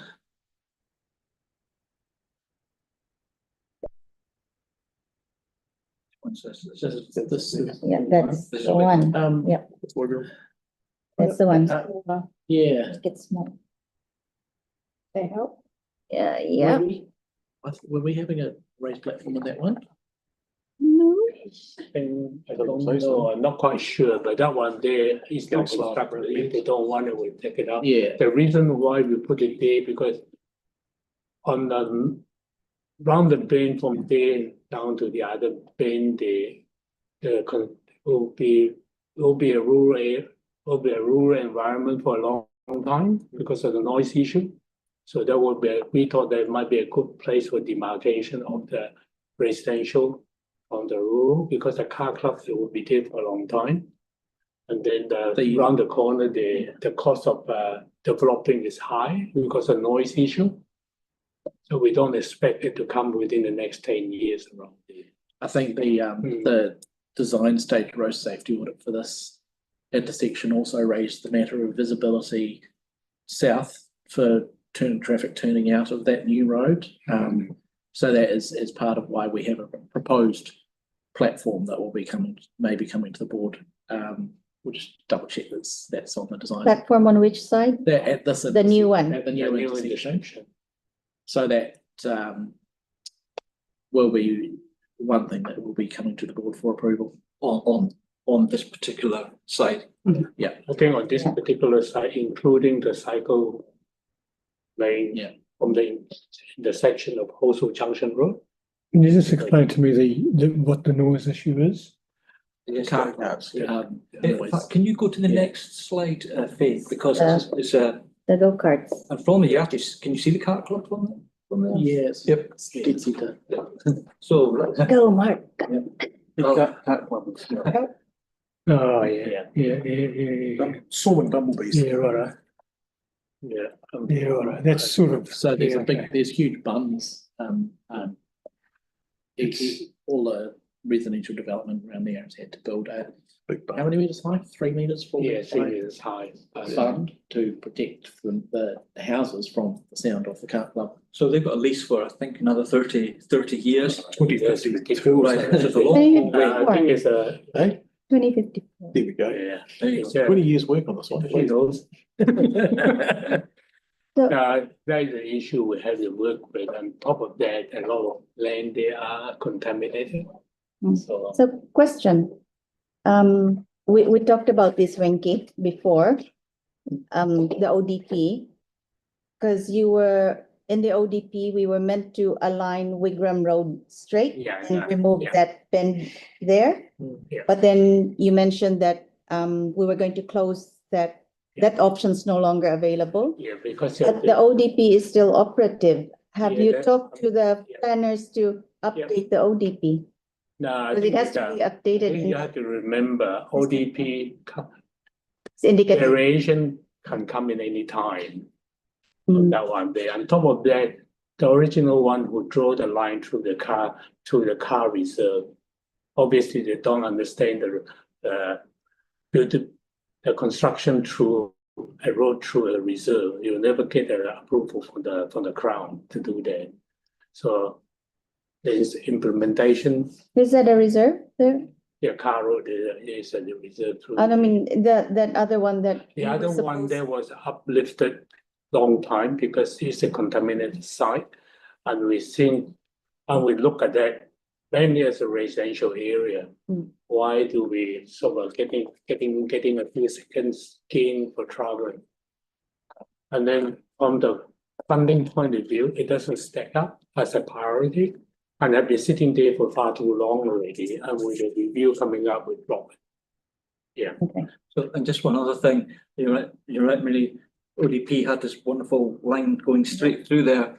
And in consultation with the planning experts, when there's and you'll know this from your experience, if there's a variation from the ODP, but it still performs the same intention, then that's acceptable, and that probably fits into this example here. It's a key road that goes in that direction to that direction. Right. Andre's hand is up. I'm not sure. Yeah, can I ask a question on this one? Andre, yes, go ahead, Andre. You said to confirm, does this development here link up with Bill Harvey Drive? Yes. Yeah. Yes. Yeah. Gotcha. Cool. Thank you. I think there might be That's another the development in the middle, but it's also something that's consented, so maybe something we'll see in the next few years. I'm very sure it's gone through because it's done by the same consultant. But then there is a close relationship between the two owners. Right, okay. We'll move on, thank you. And so we'll come back with each of those. We'll come back for a formal approvals for them. Great. At the right time. And on top of that, this job, I think they're planned to commence in most probably next month. So work happening on site with earthwork first, and then the road will follow in that. We hope to complete this project around about August, September. Hopefully we don't get more retrospective approvals. I can guarantee that. Right. They've got a lot of work to do on site. On site. First, Okay. so Yeah. Well, I've been waiting There is for time that for one that. there for 5 years already. Thank you. Yeah. This is this one. Kennedy's Bush Road. Yeah. If you scroll at one more, that's it. We've got the 4 platforms there. Yeah. You want it down further, sorry, Andy? So no, that's fine. Scroll No, no. That's perfect. Yeah. 4 platforms and they're already there. No. No, it's Just not the one. here. It's just the one at the entry of the parks. Right. Yeah. This project was is combination of stormwater management as well as a parking management. So we have a lot of I have a lot of consultation with the parks to come up with the parking requirement for the parks. But as you know, there's the previous prior to the work, there are sort of shingle area that people park there and they make a mess once in a while. And when There's also a footpath that went right through that that's area right, at one stage. Yeah. So with the development, we managed to get everything together because the stormwater is a big issue because the water had been discharging to the reserve, to the quarry reserve, which is a no-no. So we had to collect the water and put it back to the new pond on the opposite side. So that was generated the whole conversation of upgrading from Kashmir Road to up to the Quarry Park entryway. Yeah, this one here is supposed to come to the board by commencing. Fortunately, we didn't make it, and they have contract in place, and they got delayed by Orion undergrounding, so they move over the council side to do the curving channel, plus the entryway to the parks, and all the parking facilities around here for the parks to operate adequately. So that I had to apologize for that one day. The timing issue is against me on that one day, but as you had 3 platforms haven't been built. The only one is in the entryway, which most probably what I do was a desirable solution rather than not to do it because people do speed through there. So Can you please just go back? I didn't get the whole thing. What's happening again? the one that happened, the part is looking at that one is on this side. Yeah. of the road. So The that curving one's- channel is finished on this side of the road. It's all finished. The only part there is this part here, because there's still undergrounding work to be done. Yeah, And which part didn't come to the board on time? the whole lot, The whole lot, yeah. right? So Because I those- meant to do a briefing, but then the line timeline. those three are not there yet, Not yet. but they're going in. They're proposed to go in. But if you choose not to go in, then we'll take it. They'll come to the board, those three will But come. it still come to the board, but Yeah. But the only But one it's that go in like- is this one here. Those three. not for those three. So we expect it's just for the entrance. Yeah, for the Entrance. entrance. But mind you, that we do the report for the whole lot. The mayor's not happy with that one. I think they're right. I think for an overall picture rather than isolated one. So why is this all happening? This timing issues? Because when we do the approval, we only got limited time to put our condition in. So we always do all the assessment for transport inconsistent with the city plan and the IDAs. Right. Unfortunately, with what you call delegation for approval. Yeah. Inside the subdivision, the staff go to the delegation, but outside the subdivision, because of the existing network, hence the complication arise. Right. Is there something we can do about that? Andre. Right, okay, Andre, you have a question. Thank you. So between two of the raised platforms. Yep. The one under the bit that says 2.5 metre shared path and the one to the right of the proposed parking bay by Cashmere Road. So between these two raised platforms, there's no footpath on one side of the road. Why is this been? Stop there, and this one here stop there. Why?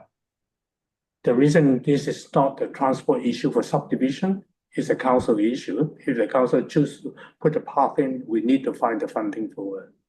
Okay, so why have you not come to council for funding for that? Because to do it later on its own would cost a lot more than doing it at the same time. This one here, because there are some complication there, which I haven't cleared my mind on that. It's a park, because there already a network of footpath in the parks itself. So is the issue funding or complications? Design part of it, we haven't even drilled down to what is to be done, because I got smacked when I did the Cashmere Road intersection with the stormwater issue. So there's something there I don't want to visit. So you're saying that you haven't actually investigated a footpath altogether on this side of the road? The comment coming back from the park that they don't need it. So it's okay. So I'm not going to. Just to know, it's not our place to say exactly what is and what isn't needed. The community have all got different needs. People have got certain differences in physical ability and being able to get around. So I just need to be clear. Did no work go into looking into a footpath on both sides of the road because it was decided that it wasn't necessary? Is that what's happened? Because I'm hearing complications, funding, but also it wasn't needed. I need to know which of those is the case. It's mainly the funding issue because of okay. Well, for the transport point of view, we're looking in terms of connection to new development. But in general, okay. Can I So say in what- Jelly Park, which I mean, they have a footpath outside Jelly Park. It's Well, usually lucky them. So okay. So what I'm trying to ascertain is why did you not come to council for funding for the footpath on the other side of the road so it could be done at the same time? If I can foresee all this, well, it will be complicated. I don't want to sort of end up with a dialogue on that one because okay, well, budget is only limited to a certain amount. All this one here, the raised platform is funded by the developers, not by council. So I have to remember that most of this job is funded by the developer. Right, but so why did you not come to council so we could cost share to do the work at the same time and have the footpath put on both sides? I mean, it's easy to say it in hindsight. I'm not going to debate on that issue because I'm not debating. I'm just wondering why you decided not to do that. It's time constraint. That's all. Okay, so there wasn't time. Okay, so it wasn't. Okay, so one of the platforms has gone in without board approval when it needed it. This work's been ongoing for about a year. I don't understand where the time constraint was and why it hasn't been able to come to the board in that time. I'm not going to defend myself on that one. Yeah, okay, no problem. Okay, so there's some sections there on the north side of Kennedy's Bush Road. So I'm told that there won't be a parking bay installed in front of those. Are you able to say why that is? Because there's obviously going to be people there using on-street parking. So there won't be parking bays. I mean, with all the corridor management, we're only talking about road usable space. Unfortunately, parking is not a priority. So, I mean, when you look in terms of parking, it's up to the developers whether they want to provide it or not. It's not. Okay. Yeah. So the developers wanted parking on the other side of the road from their housing and not the side that the housing is on. The other side of the road is funded by council for parks use.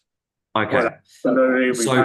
Yeah. Okay. So cars will obviously be parking on that side in front of their properties. Is there going to be room for cars to park there, or will it require yellow lines? It'll be a cycle lane on our. It won't be cycle lane automatically. They can park there. The yellow lines, surely. So you will be putting. Okay. So you'll be putting yellow lines all the way. Will be accompanied by the cycle lane parking or cycle lane, because all cycle lanes are no parking. No. So you will be installing yellow lines all the way across? Yeah, when it comes part of the options for the board report. Okay, so that'll come to board through with yellow lines. Okay. Well, no, cool. not quite. No? Because a cycle lane is a council delegation. It'll be a part A. Part A to council. That will go to the community board first. Yeah. To approve the parts. Recommendation. And then they will make a recommendation to council on the cycle lane aspect only, not on the community board will decide the bulk of it. And then on the cycle lane aspect, it'll go to the council. We'll do the yellow lines, council will do the cycle lane. Yes, cool. That's the cycle lane that needs to have yellow lines. So there's an interdependency there. Council decides not to put the cycle lane in. Then you may up to the board. may decide to put yellow lines in anyway. There might be some issues with if that were to be the case, and we'll cover this in the options report. Some issues with the widths and the centre line markings, but we can sort that out. Yeah. Cool. Just there's other streets where cycle lane but cars on it because there's no yellow lines. So it's good to have this done before it's all completed. So there's no confusion. Yeah, we'll have that last. William Sky's had a few of those too. Okay. Anything else? Andre? No? In terms of timing, looking at April. Yeah, well, I guess what I'd say is in my view, the work does need to be done on finding out what needs to be done to have a footpath on both sides of the road, because just the public are seeing this and they see the footpath stop and then start again a bit further down, and the public look at it and think we've completely lost the plot. They don't know what goes on with things being required as a condition of consent, work carried out by developers. The public don't necessarily know all that. They're just seeing what's happening, and they're at a total loss as to why the footpath stops and then starts. Currently, there's a green carpet being used for a footpath. Soon that green carpet will be gone, and the public are going to want to know why we didn't do it. And if the reason we give them is that there just wasn't time, it's going to be really hard to justify. So the work does need to go into that and to come to council. So if there's a funding issue, then that should be coming to council. And likewise, we should be utilising development contributions for exactly this type of thing. So when a different matter. Right. So I can speak to that. On the new the council's new footpaths program, which has been undergoing prioritisation and some other work this over the summer. This location is one of the candidate projects for that program. Right. So my understanding is that that is going to be discussed with the community boards in some aspect, but I'm not directly involved, so we can't commit to anything on that. But it is one of the projects in that program and will possibly be a relatively low cost than if we were doing it absent of the development, because we've already got the curb and channel that we didn't have to pay for at their present. So I think that most probably will say that we look at it again because we need a 2.5 meters footpath. It's not 1.5 to be consistent right through on that side of the road. So leave it with us. When we come back, we'll let you know. See whether there's cost savings on other projects. So leave it. Thank we'll come back. you. Yeah. All right, thank you. Yep. Cool. We can move on. Thank you. Next one. The next one. Road. Oh, Sparks. Sparks. Sutherland. Sparks Sutherland. Yeah. So that's Sutherland's, believe it or not. Oh, it's not north oriented, sorry. That's Mills and Can you point to Sutherland. Sparks Road, Jen? Sparks is to Sparks the Road. west. Sparks Road. Yeah, this part here. Oh, that's Sparks Road. We finished this one here a few years ago. Now we are looking in terms of it because all this section is ready to go to realign the waterways, and and then from there on. That's Sparks there. No, that's no, that one here. That's all right there. And the new intersection is this And the one. next I've plan. gone to the board a few times. Yes, yes. So this is going to happen this year, definitely. This year, because they are working on this side first. This will be the side of plan first, and followed by this one. Is it a raised platform in the middle? Proposed at the moment is raised platform. And as I say, we'll come back to you. Well, and we will go back to you about the markings. At the same time, we'll go through there and then we can debate about that one, whether you want it or not. Okay. Because it's not built yet. Yep. And you'll be wondering why we put a central medium there. Because this place is, we got plenty of trees taken out here. Yeah. So we are going to replace all the trees along with the central medium. There's a reason why it's there. And on top of that, there's no property access directly onto the road. So it allows the opportunity to happen to do that. And there'll be shared path on both sides until we hit over here where there's a bit of constraint there. So we need to shift the on-road cycle lane over to the shared path. Yeah. One thing to consider is that got a large preschool on this corner, and actually, in fact, just today had a hybris ticket request from a parent at the preschool about improving pedestrian crossing through here. So that's something to consider in the context of islands and platforms and things, which we'll cover when we do the report to the board for approval. Right. Did you get that, Andre? Pedestrian crossing near Yeah, a few of them. This one here because the Mills Road. I've just got a question about the next slide on the. Okay. Shall we go to the next slide? Next. Yeah, this is the. Oh, yes, yep. Oh, yeah, this is the one you came to us before. Yeah. Are you just able to touch on in the Sparks Road section BB, it says future 2.5 metre shared path. What's being done at the same time? What's being done in future, or is it all being done at the same time? All of them will be done at the same time, right through. Yeah, because authority is funded by the developers. Yeah, so it is all being done at the same time. Yeah, because the problem is that it might be done not quite the same time. There will be overlap a few months because it's done by different contractors. Yeah. So I can't get them to convince them to do it at the same time. So there will be a overlap. But the issue that we got is a central island. We need to so we don't box ourselves that we can't do anything. Yeah. Gotcha. Yeah, okay. I was checking, doesn't mean that council needs to add something later down the track. Because there's funding specifically for Sparks Road in the LTP. Yeah. So that's why I'm quite confident that it will be delivered. Because they're funding there's a special line item of Sparks Road. And the curb is already poured. This side of the way the development is happening, the curb is already been poured. because it enabled them to do the storm drainage work behind it. Yeah. Enhance the waterways, so they'll be away from the carriageways. So there is a program that is going ahead and Cool.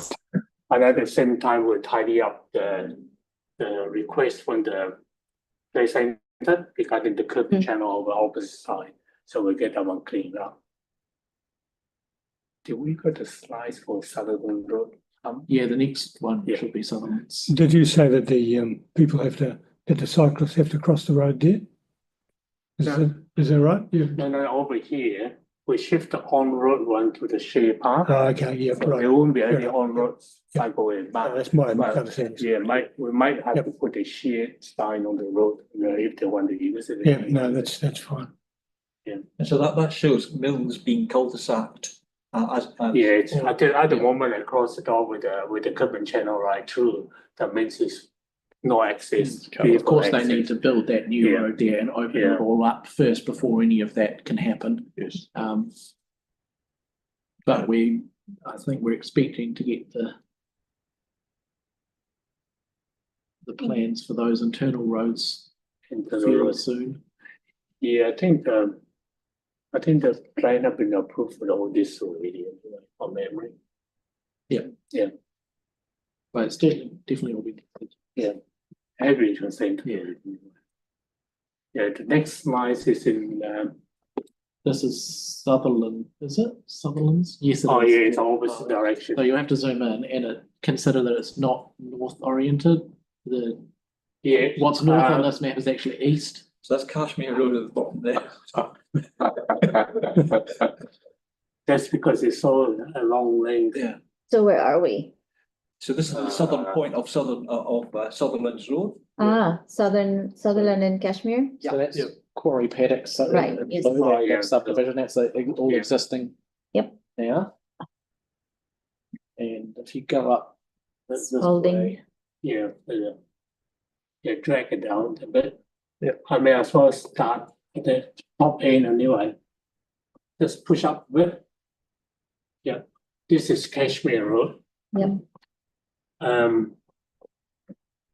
We are looking in terms of possibly widen the road here, and then at the same time build a footpath, so they come from the other end down and then cross the road here.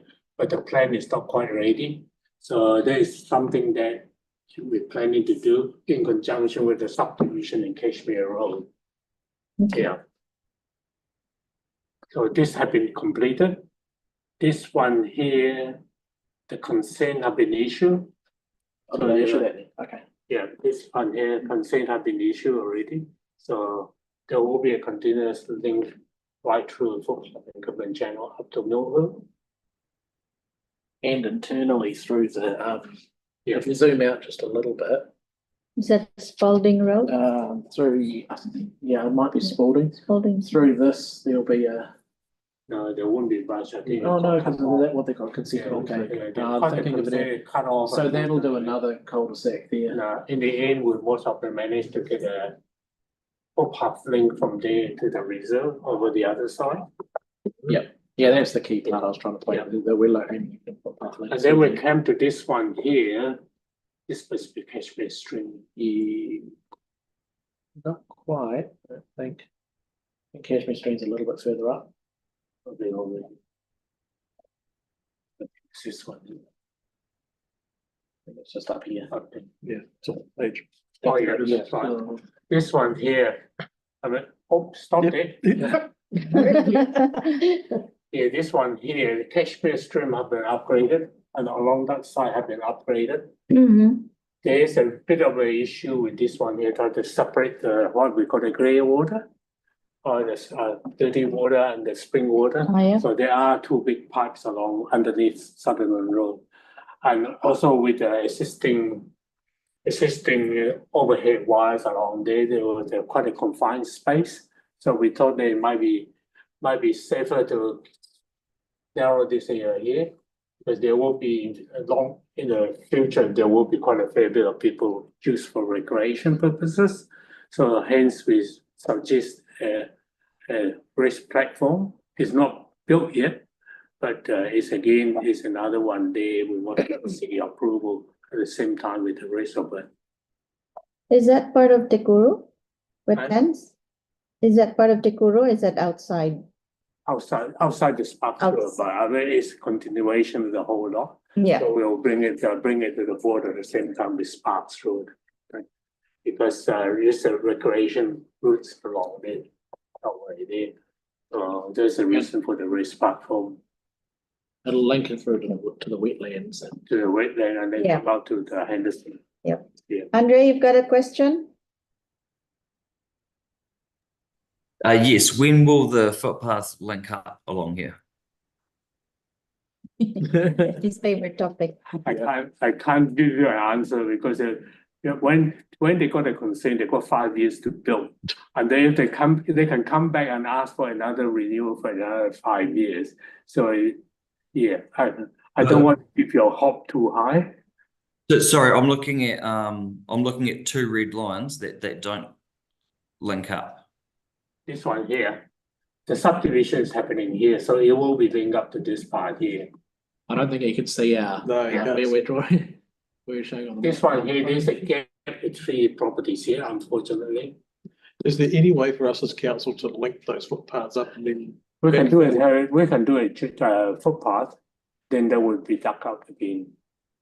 So it is a issue that we need to think clearly on that one. Then if we put the infrastructure there, it will likely to be dug up again.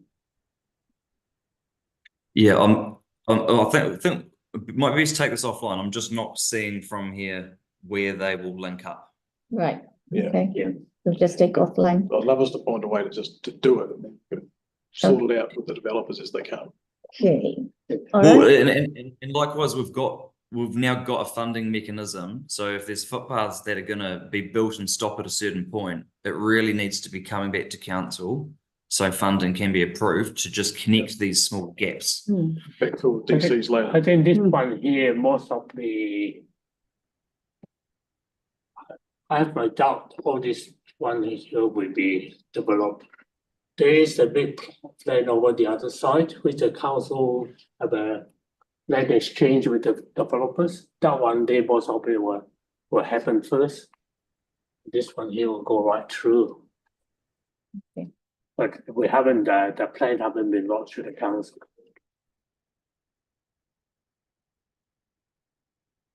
All right. Very good. Can move on to the next. Got Quaich Road. Quaich Road.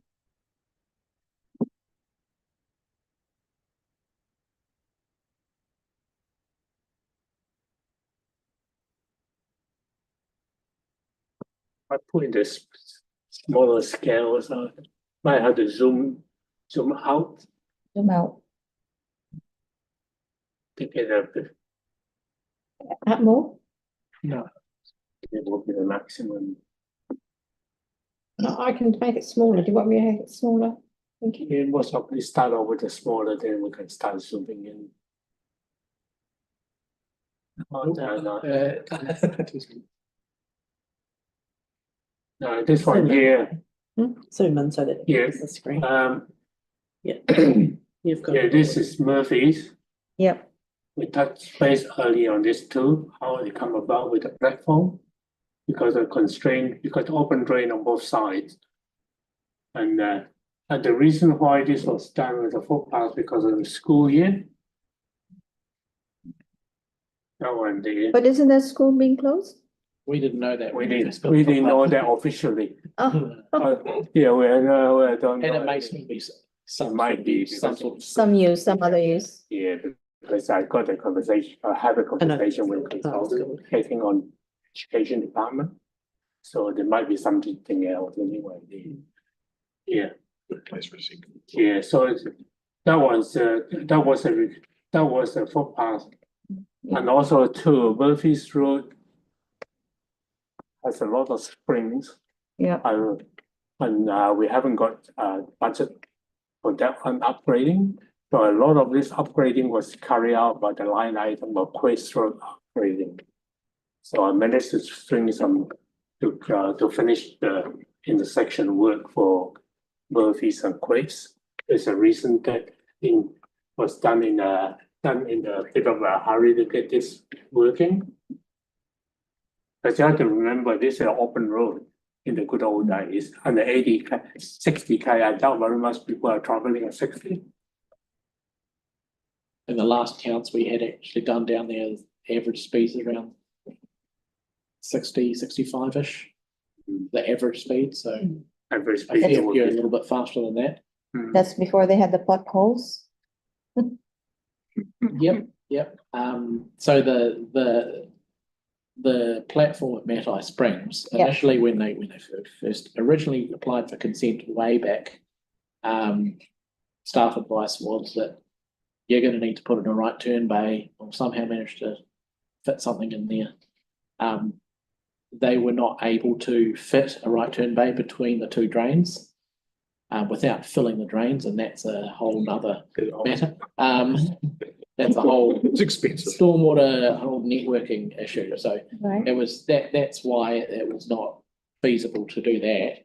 And so given that it was a 60K environment likely to have higher speeds, it was supported by the safety audit to put in a platform there in lieu of being able to put in a right turn bay.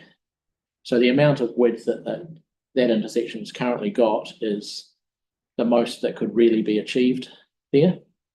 And the Murphy's Quays intersection is more or less a carbon copy in terms of the constraints of the two drains on both sides. And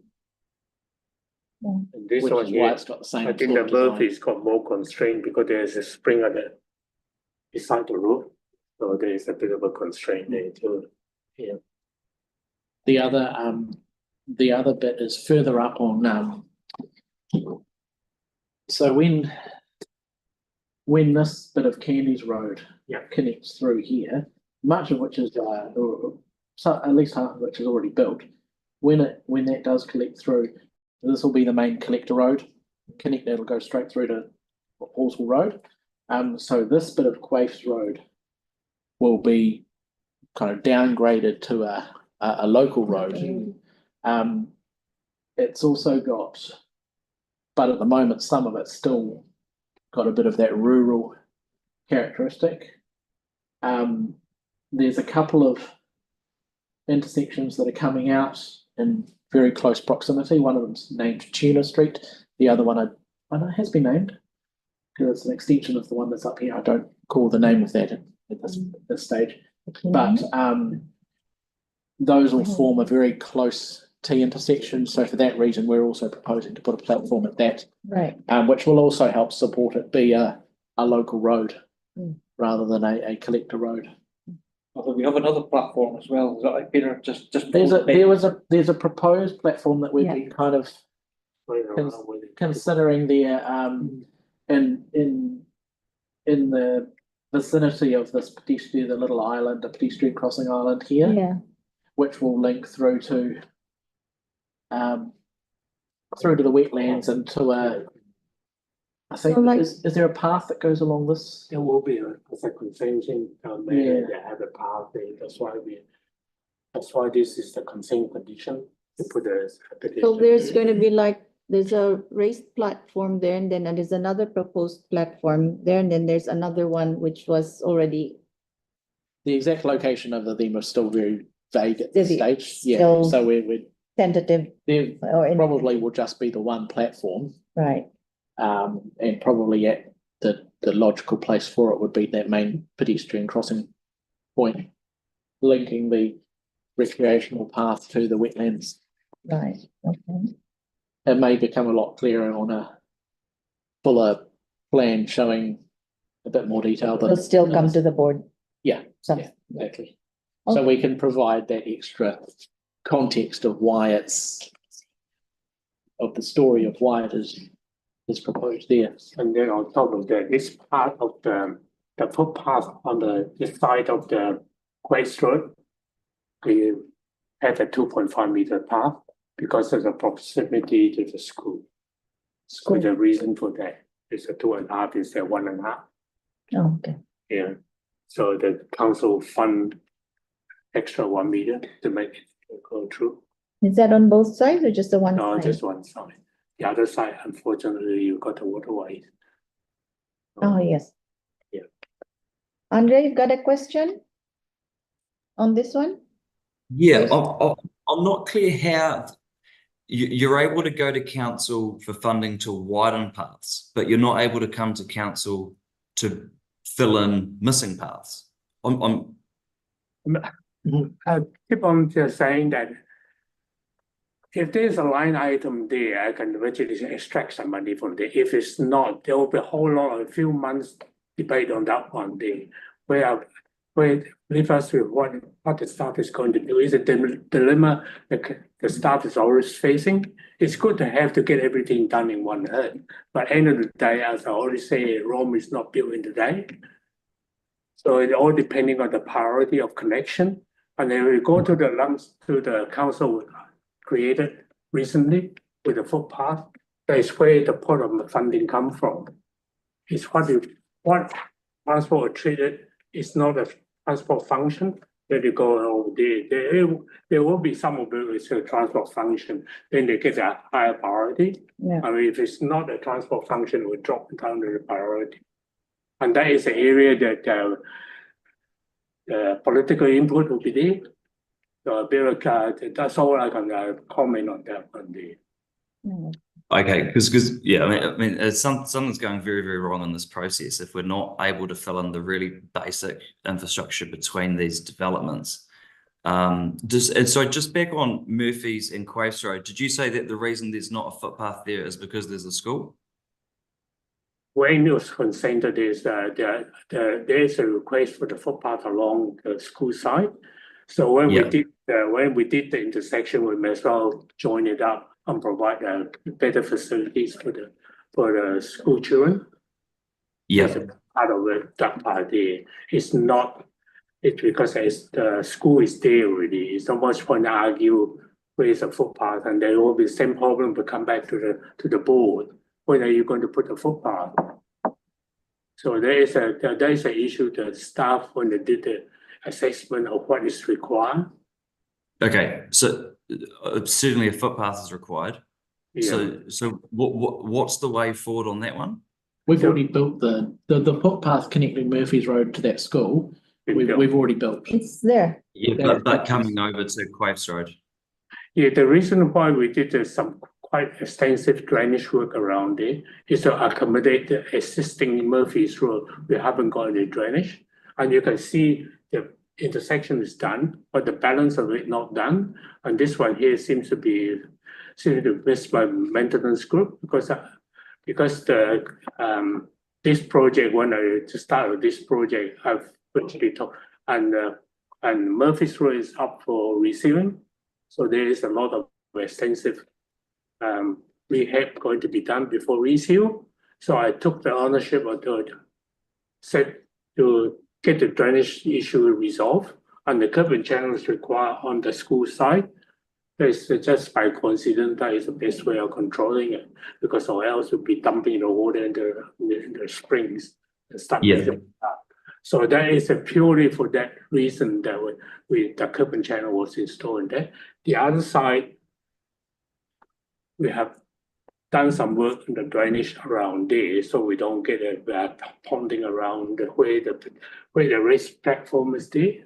So there's a demarcation between the two areas. So that is the sort of providing infrastructure transport is not only, we have to look into a wider issue. Because so what we're going to need to do, because if there's 5, 6, 7 years of growth left, as governance, we need to make sure that you're not left without a budget to fill in these bits of infrastructure. I think there's an issue that we're developing sort of the assessment process. We might have to come back to do a workshop,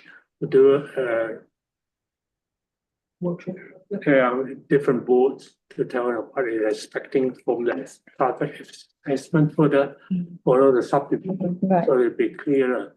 But I have to, Yeah. I have to apologize. I made no apology for that because there's too much subdivision happening in this area. Yeah. No way I would be able to cope with that reporting every time the subdivision comes in. And now is a good time because, as I say, 85% is completed. So we can see what is going on. Because before that, we're just working the best available knowledge. And always say that by what we claim to be good planning actually happened by accident with the connection. Cool. Could you, yeah, well, okay, cool. Because we need to find a way forward for the next sort of 5, 6, 7, 8 years. Because, and to make sure that the funding is there and allocated as needed. So when developments are occurring, the footpaths are able to be built, connecting them. Otherwise, they're having to be built later and they cost a whole lot more. And we're trying to find ways to do things cheaper. And in this case, we're finding the most expensive way possible to build things, which is nuts. I think I have to advise, I have to inform you that whatever you do will be temporary. You won't be last. It will be taken out when the development, because the land will be built up most of the time, and you will find the elevation differences. The land is built up? Yes, when they build the land, it's a certain amount. So, and then the service is going to be put in to support the subdivision. So it will be trenched through. Land filling. Yeah. I mean, I've seen enough of those one there that we put the infrastructure in and they could talk. Oh, okay. All right. Next, last slide. For the last. This was just Muir Hill. Can we rotate that one? At 90 degrees? Yeah. The other way. Yeah, it's a connecting all the collector route that we all completed. So we'll go to report for the road markings approval. Yeah, there will be some extra marking need to be done in Mill Hill because it's done in different stages. So a lot of not shared paths, a lot of this on-road cycleway, quite a few of them are missing in section. So this will be a collaborative work with the traffic operations team. Because a lot of this is, some of that's 15 years old. There's existing issues and parking complaints that have been received. And we need to get those sorted out so the parking enforcement team can actually do something. These two subdivisions, which is Riverstone and Oakvale, are, apart from this bit down Kennedy's Bush Road that's under construction at the moment, largely all finished. So we can also come to the board for approval for any of the regulatory markings in there, giveaway signs and all that sort of stuff. Yeah, the roundabout. And the roundabouts, so we could bring a larger report for, it'll be quite a lot of stuff there, and there's still quite a lot of things to work through. But that is our intention, to bring this larger area to the board for approval for a lot of the regulatory matters, and just get everything ticked off. Markings and regulatory. That's good, makes a lot of sense. Right. That's about all for us. That's about it. Andre, no questions? Oh, yep. Andre, go ahead. Thank you. Hey, just while I've got network planning here, am I able to ask you if you're in a position to comment at this stage on the Milnes-William-Britton intersection regarding the board request from the November meeting or December? We'll have a memo coming to the board on that matter fairly shortly. Go through internal sign-off and so on. And they're also intending to bring a report to the board regarding that intersection for retrospective approvals and or options of both. For the Milnes Cairns. Is there any option for roundabouts? If the council forks up a lot more money on the annual plan. So sorry, what needs to be done retrospectively?